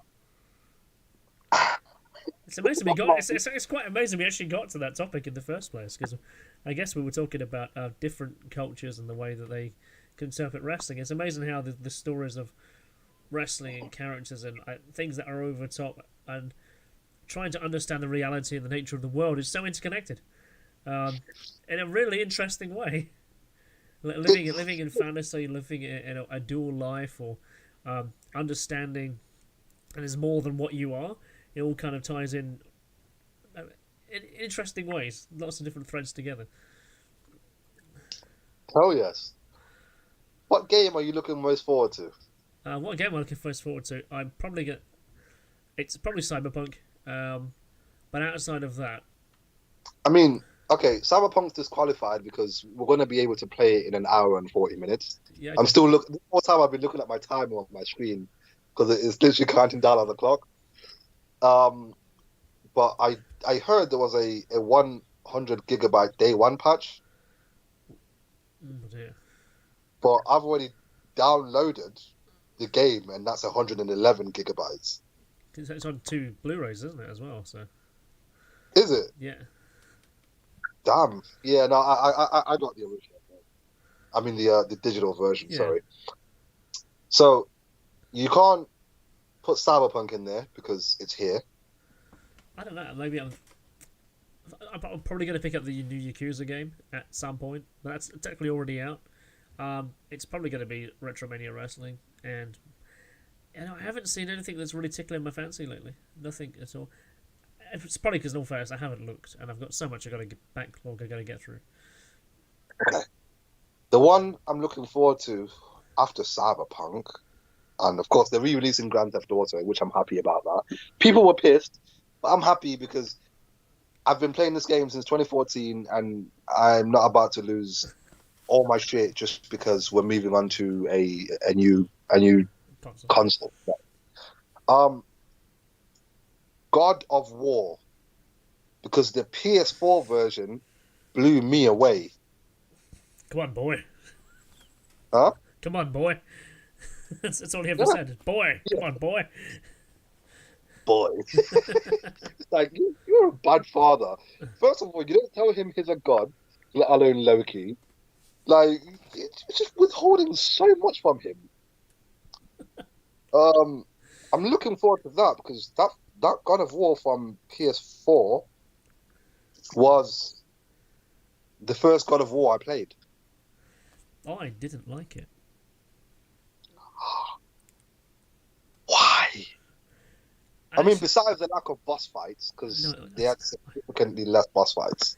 What I didn't like about it was the control map. I was just struggling in my head. I don't know what it is. I guess the idea of attacking using my R1 button felt so fucking alien. And you can remap it to how it was, and I was just struggling with like, not that it doesn't. It has a lock-on system, but it's not a true one. And the way that you would throw your weapons, recover them, it just never felt very natural the way that it was being done with the right stick and stuff. And I'm going, I could really do with putting this back how it was on. And then there is a map in there, an alternative map, but there's not ability to remap it yourself. And having played, and at the time I was running through God of War 3 just for a story, and going that to that one, I was just like, no, I'll come back a year down the line maybe, and I'll be fine and love it. But I need to get that muscle memory out of my head to play it again. Do you know what? I would say play again at some point after the new one comes out, and it might give you the urge to play. Because saying that, you probably do have a great point. I just can't relate because I never played the previous ones. I've watched the previous ones on YouTube. So, because I thought, okay, I'm not going to download like 2 previous gen games just to understand what's going on here. I'll just watch them instead. They're all standalone, so it's fine. And because I did that, I played the new God of War. And then, as soon as God of War 3 was available on PlayStation Plus for download, the remastered version, I snapped it straight away. Haven't played it yet, but I intend to because I think also at the time, I think I was replaying through Horizon Zero Dawn again because I bought the DLC, and when you're playing that similar engine system, and I think I was doing Death Stranding at the same time as well, so I think I was just like maybe a bit overblown with control maps and stuff. So I do think it's one of those things I just need to come to terms with, give it some muscle memory, give it a while, come back to it, I'll be fine. But at the time, I didn't. I mean, for me, I'll be honest. It was my chance to do my best Thor impression. That's essentially what God of War was. It was like just letting you do Thor shit without actually being Thor. Oh yeah, and also Thor and Odin are dicks. Yeah. It literally painted them, because I never really had much exposure to Norse mythology before I read up about the Marvel Norse mythology. Yeah. I'd always view them as no, they're probably as cool as Marvel depicts them. No, since I played God of War, I think Thor and Odin are dicks. I do not look at them in the same way. I actually think most gods were just not as cool as cool as people make them out to be. It's like, why all this punishment? You're a god. You've won. Relax. Yes, the gods beat the who came before them in Greek mythology? Sorry, in Norse mythology. There was another race of beings that come here, and they killed them. That's it, Thor and Odin. Odin did and his family. They killed them, and then that's actually mirrored the same in Greek mythology as well. A whole pantheon of gods. They destroyed their forebears beforehand. Olympians. Yeah, so it's the Olympians is Hercules and so on, but it's really interesting how the Greeks and the Scandinavians didn't actually meet each other, as it were, yet share quite similar mythology, similar characters, and particularly there's characters who exist by the same name, particularly Balor, Loki, Morrigan Le Fay, who are also found in Ireland as well. Did you say Bala? Yeah, Balor. Yeah, Like Demon King Bala? yeah. It's found in Greek and Irish Celtic mythology. Gael. Is, is Loki Yes, in Greek mythology? yes. What is he in Greek mythology? Loki. He's still the same character. The same trickster guy, yeah? Yeah, he's not the only one though. So Dionysus has that character, where he's a trickster god who is playful, but also is a character of great knowledge. He's quite unruly. He gets drunk. He has a sacrament, a wine that he gives to humans to um, give them abilities to talk to him. Oddly enough, you'll find it also in Egyptian mythology as well. As there's the character of Osiris too. Is it Osiris? Probably wrong on that one. Because the Sphinx, the Sphinx Guy. effectively is the same character. You know what I don't understand about all these gods? Especially the Greek ones. Why do they feel the need to come back down to Earth every once in a while and shag a human? They say the same story, of course, is found in the Bible, in the Torah, in the text where the angels came to Earth and they felt the need to procreate. Or rather, they got here and they saw that humans were attractive to them. They had the ability to intermate, and some angels decided to rebel against their leader, come down here and fuck some humans. And unfortunately, those humans and angels started having children who were quite deformed and quite badly messed up, and they became the race of the giants, the Firbolg, and the gods all decided to banish those angels that did that. And that's a story found in Mesopotamia. It's found in the Bible, of course. It's found in Soma. It's found in so it's a really powerful story. I still wonder what story they're actually trying to describe, but it appears that there was a rebellion of some kind, and God thought, "Fuck it, I'll flood the world," and to get rid of all these abominations, as it's called. And what remains on Earth is those remnant angels who decided to teach humans how to hunt, how to fish, how to be a good architects, how to plant crops with agriculture, and they appear to be the basis of all faiths around the world, is that they go back to people or beings or angels potentially who taught us how to hunt and how to kill and how to look after ourselves in a world all fucked up after the flood or after the ice age or something like that. And that story is near replete across the entire world. Yeah. Do you watch Lucifer?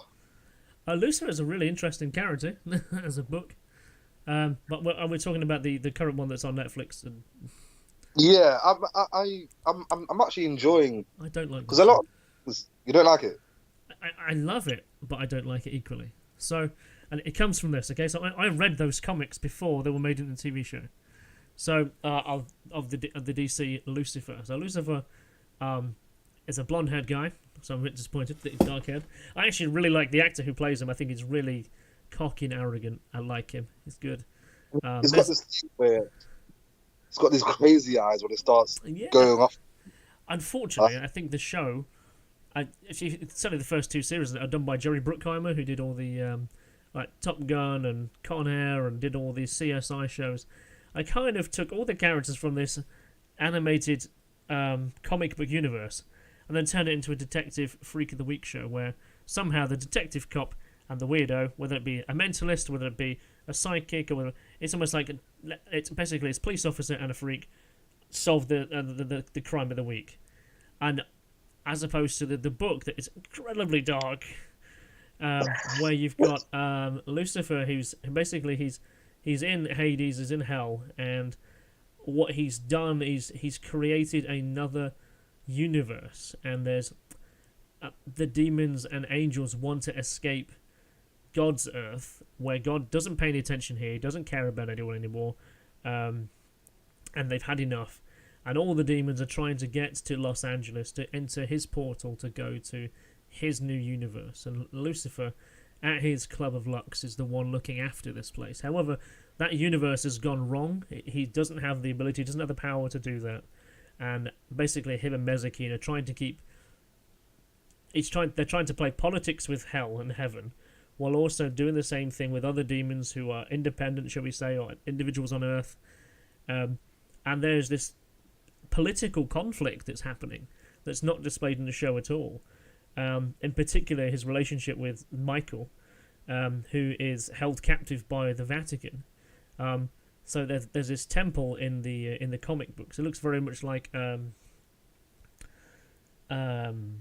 Leaning Tower of Pisa, a very building like that. And the church have encapsulated a giant angel in there. They've wrapped him up in gold chains, and he's literally bound to the inside there and can't move.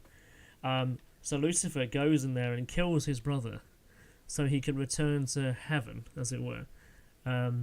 Because basically the church I've trapped him there for like 4,000 years, and this angel can't die. He's withered away. So Lucifer kills Michael. Michael goes to heaven, but then he revolts against God and joins Lucifer to create this perfect universe because Lucifer didn't have the power. And it's like, that is not in that fucking TV show whatsoever. So having just saw that play out, and you see samurai mythology come in there as well, where there's like fucking. You ever seen Wicked City? Yeah, these fucking massive like. There's this particular character in there. There's like a samurai-like woman, and she takes her clothes off, and basically her whole body is like a giant mouth, and vagina basically has this chap in jaws. So that demon is in Lucifer as well. And she works as a guardian at Lux as well. Yeah. Do you know who I always wondered why that person should show up in Lucifer? I don't know if they've ever showed up in the comic books, because Lucifer's a DC IP, isn't it? Yeah. Etrigan. All right. Okay. Is that his name? Why hasn't he ever shown up in? Because he's a demon, right? Yeah. Jason Blood. Yeah, that's right. Yeah. Yeah.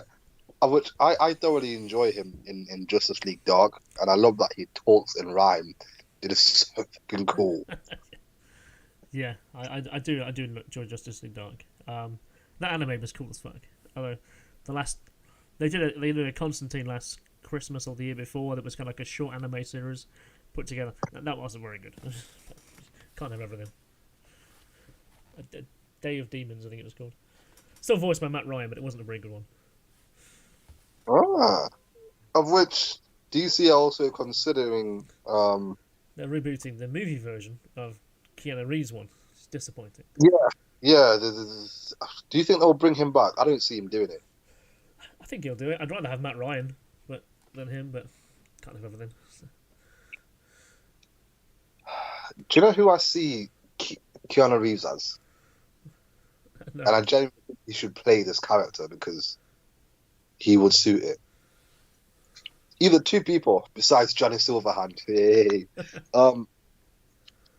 Adam Warlock. Yeah. Or Johnny Blaze. That's interesting. Yeah, I could see that. He always plays Johnny, so yeah. Yeah, I mean, the only other person I can actually see playing Adam Warlock, but that's literally because I've seen a fan edit version of him as Adam Warlock, and it just looks like a perfect fit. I don't think you're going to like what I'm going to say, because I don't actually care about this particular actor or any of the previous movies, but he just looks like he'd be good for it. Zac Efron. No, yeah, okay, I can see that, yeah. And actually, he's done a good couple of movies, actually, where he didn't play a cheesy version of Zac Efron. He played a decent character. So, yeah, I get that. Yeah. That, and he's got the body for it. I mean, yeah. The people that created Adam Warlock, they're just known universally as the beautiful people anyway. Yeah. In the universe, like, they're supposed to be perfect beings. He would be a great fit in terms of how he looks. Yeah, he doesn't have any tattoos either, I don't think, so that helps. No. But if you ask The Rock, you can get rid of tattoos anyway, anyhow. Of which, Do you agree, yes or no? Is The Rock the Schwarzenegger of our generation? Yeah, very much so. Like, based on the just big action movie dude who will Yeah. do other questionable roles that you're just not too sure about. Like, Yeah, at least he's willing to be a varied actor, but he's generally always playing another version of himself. He's always yeah, playing The Rock, really. Apart it's from apart from him. apart from Rampage, I guess he wasn't quite The Rock in that. No, oh yeah, I remember that. It's him, Samuel L. Jackson, Whoopi Goldberg, and Ryan Reynolds. I'm pretty sure there's more people I could name, but it's those four to me that stand out in my mind, as they always just play a slightly different version of themselves. Yeah, yeah, true. Chris Hemsworth as well. See, I no longer see him as anything like Chris Hemsworth, Henry Cavill. I no longer see them as anything else but those characters that they play, except for one movie I recommend. It's called The Man from U.N.C.L.E. Yeah, it's good film. I only recently watched that, and I thought it was hilarious. There's a couple of disappointing points that I thought they really should have done. They really should have had the two actors who played the original Man from U.N.C.L.E. in the movie, and Robert Vaughn, who played Napoleon Solo originally. I saw an interview with him. Apparently, he was on set that day, and they didn't ask him to do anything. And it's just like, you morons. He had an office at the same lot apparently, where he was working for, and it's like, come on, put the original two guys in there. That's a massive Easter egg. But no, They could have literally even gave him something as a small Stan Lee-esque cameo. I know, right? Just I think that kind of trade off to be we at least acknowledge that we existed beforehand, but no, because Uncle is supposed to be like the equivalent of the UN, but like the MI5 James Bond as a series, really. I don't think there'll be any more, unfortunately, because they've got too many commitments elsewhere. Yeah, who do you think the next Bond will be? Do you know? I haven't. It's that girl, isn't it? That woman's taken over. Who? That woman's taken over. The one from Black. She was in Black Panther. What? She's taken it. She's taken over with James Bond. Yes. You didn't know that? No, I thought I everyone mean, knew. Because the movie's been finished for like best part of a year and a half now. It was going to be released like October last year. Then it was April, and now it's been put through to next year. But yeah, the plot got shown, and the story's been shown, and the actress is on. Yes, Daniel Craig is basically died in the movie, and then this woman takes over his role. And they're saying the way that they've recast it effectively is to say that James Bond is a character name that's passed between different agents. I'm like, I mean, that's that. I mean, it's a good explainer because a lot, there's overlapping characters where pretty sure M was like, she appeared in both Pierce Brosnan movies and Daniel Craig movies up until she died. yeah. It was like the same M. You know what? I'm all for it.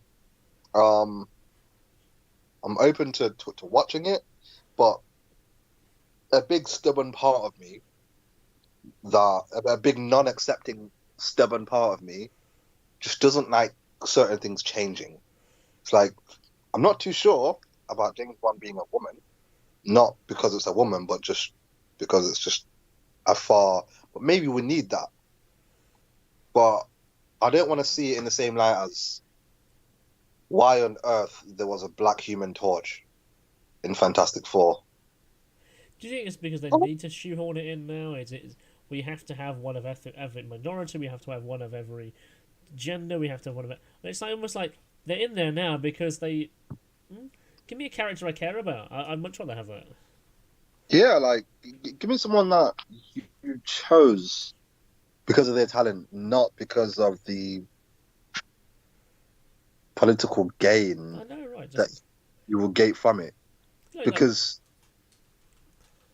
as a society, we care too much about what people will say. Sometimes I do wish we were back in the 90s. Like, you ever watch, Futurama? Yeah. If you watch Futurama now, a lot of Karens out there would be writing letters of complaint. It's true, just based on themes. Futurama, Simpsons, um, even Archer, of which I absolutely love Archer. Yeah, Archer's good fun. Yeah, Because a nobody complained lot when, of say, Samuel L. Jackson took on Nick Fury. No one complained when the race changed to, say, when Blade came along as Wesley Snipes. Played the best version of him. We love it. Race was never an issue. what was Blade originally white? Yeah, See, I didn't know that. yeah. I did not know that. But it's never made a difference. It's just like he's Blade, he's cool, and we love Wesley Snipes. He fit the role really well. Nick Fury the And, same. of which, see, I find the Nick Fury one interesting because the Nick Fury I grew up with was grey slash brown haired Yeah, that's right. Caucasian Yeah, Fury from the Spider-Man cartoon, yeah, yeah, who was a dick every time I saw him. yeah. Uh, Set them up and screw them over. yeah, like he was just always showing up at the wrong time with the wrong end of the stick, just ruining the day. Yeah, Um, but I love that back in the day they actually asked Samuel L. Jackson, "Can we make Nick Fury look like you?" And he was like, "Yeah, as long as I get to play him in a live action version one." I think that's so cool. they did it. That yeah. Did you know that? Yeah, yeah. Yeah. I was like, Who told me that? I mean, I think it I was. understand it is sort of insulting for me to even ask you that. I'm just a casual fan in regards to comic books, but I'm not rather a geek. But no, it's a cool thing.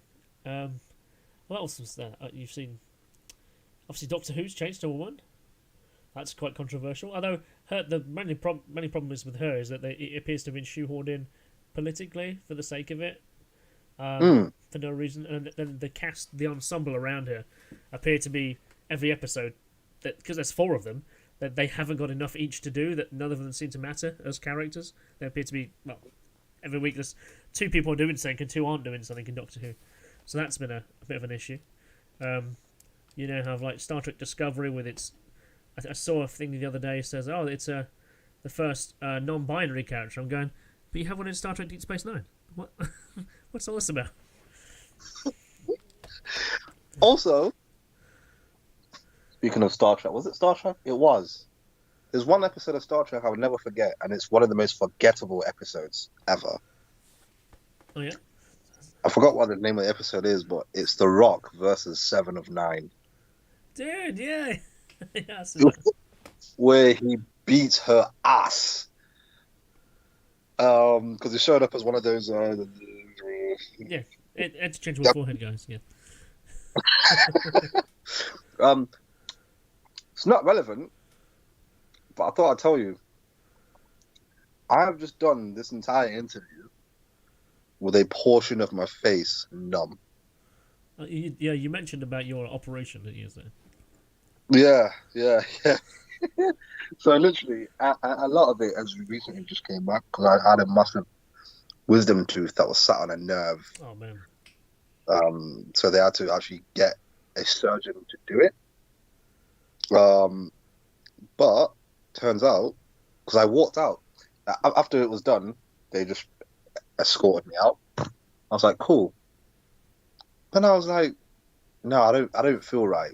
Even if I get away with it, it doesn't feel right because I'm still on their records. I went back because I thought they forgot to make me pay. So I went back to pay. Turns out it was free. Oh, really? Yeah, because it's free if your dentist gives you a referral to a surgeon. Gotcha, okay.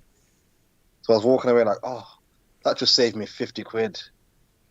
Now I'm even happier about buying Cyberpunk and not care because I don't care. 11 times out of 12 of the year, it really doesn't make too much of a difference to be short 50 quid. But in the month of December, yeah, it's so expensive because for me, this is my second but proper year as having a family of my own.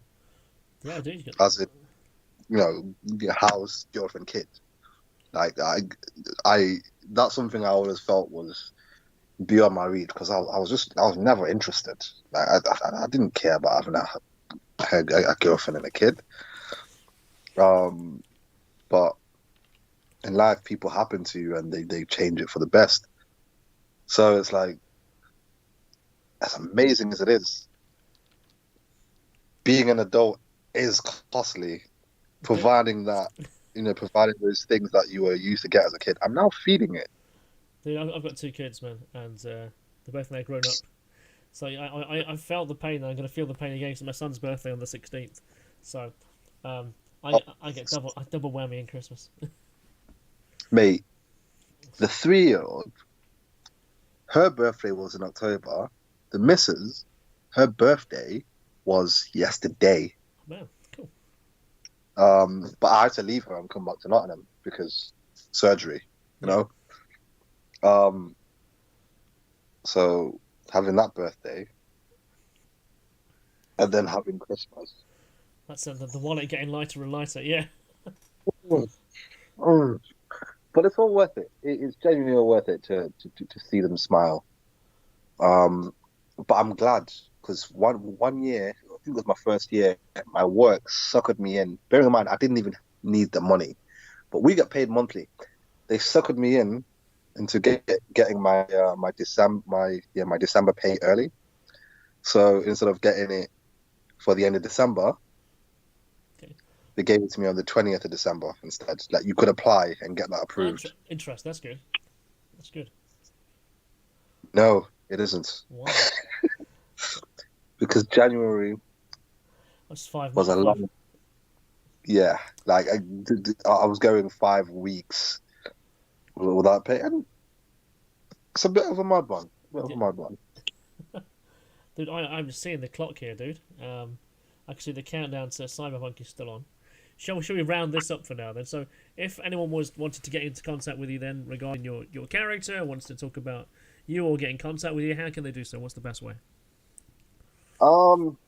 Instagram, just literally type in search actual Lovejoy. Okay, that's your handle for Instagram, yeah? Actual Lovejoy, or just type in Zanda Zulu. I will pop up anyway. I usually respond quickest to that. Okay. I have a Facebook fan page that some people get at me through. That is a terrible place to actually try and get in touch with me because the notifications they don't come in as quick as regular Facebook Messenger because you've got 2 profiles, so you have to switch profiles. Gotcha. And I don't always have the time for that, but I always respond generally. So yeah, no. Instagram, actual Lovejoy. Please check us out on YouTube. YouTube House of Pain Wrestling. Search that, or Future Wrestling. You can also check that out. And thanks a lot for having me. We've been speaking from 7. It's now nearly 11. Yeah. So in terms of a podcast, I mean, I generally will switch this up a bit. I'll take what seems relevant, what seems best. Hey, I've got to listen to this back in real time, dude, at some point, and take out the best part. But I'll make it more relevant. All the rest of them, I generally we record it when we upload it straight away. But this one, I guess, also at the same time, we're not talking about a lot of different things too. So, but it's been absolutely good fun, man. Well, we should have done this sooner, but we should definitely look forward to doing it again. Definitely, because I don't even talk to my girlfriend this long on the phone. I've got the hair. One of the longest, most engaging conversations I've had with anyone in years, because I don't like people. You don't like people. I don't like people. I get on with people. I guess I bring the best out of people. I get on with people, but I don't like talking for long periods of time unless it's something as engaging as this, where you're talking to someone with a similar level of interest, so you can go on and on and on and on and on, and it just won't stop. These are my favorite types of conversations, and it's what I enjoy the most. So thank you for taking the time and just having me on.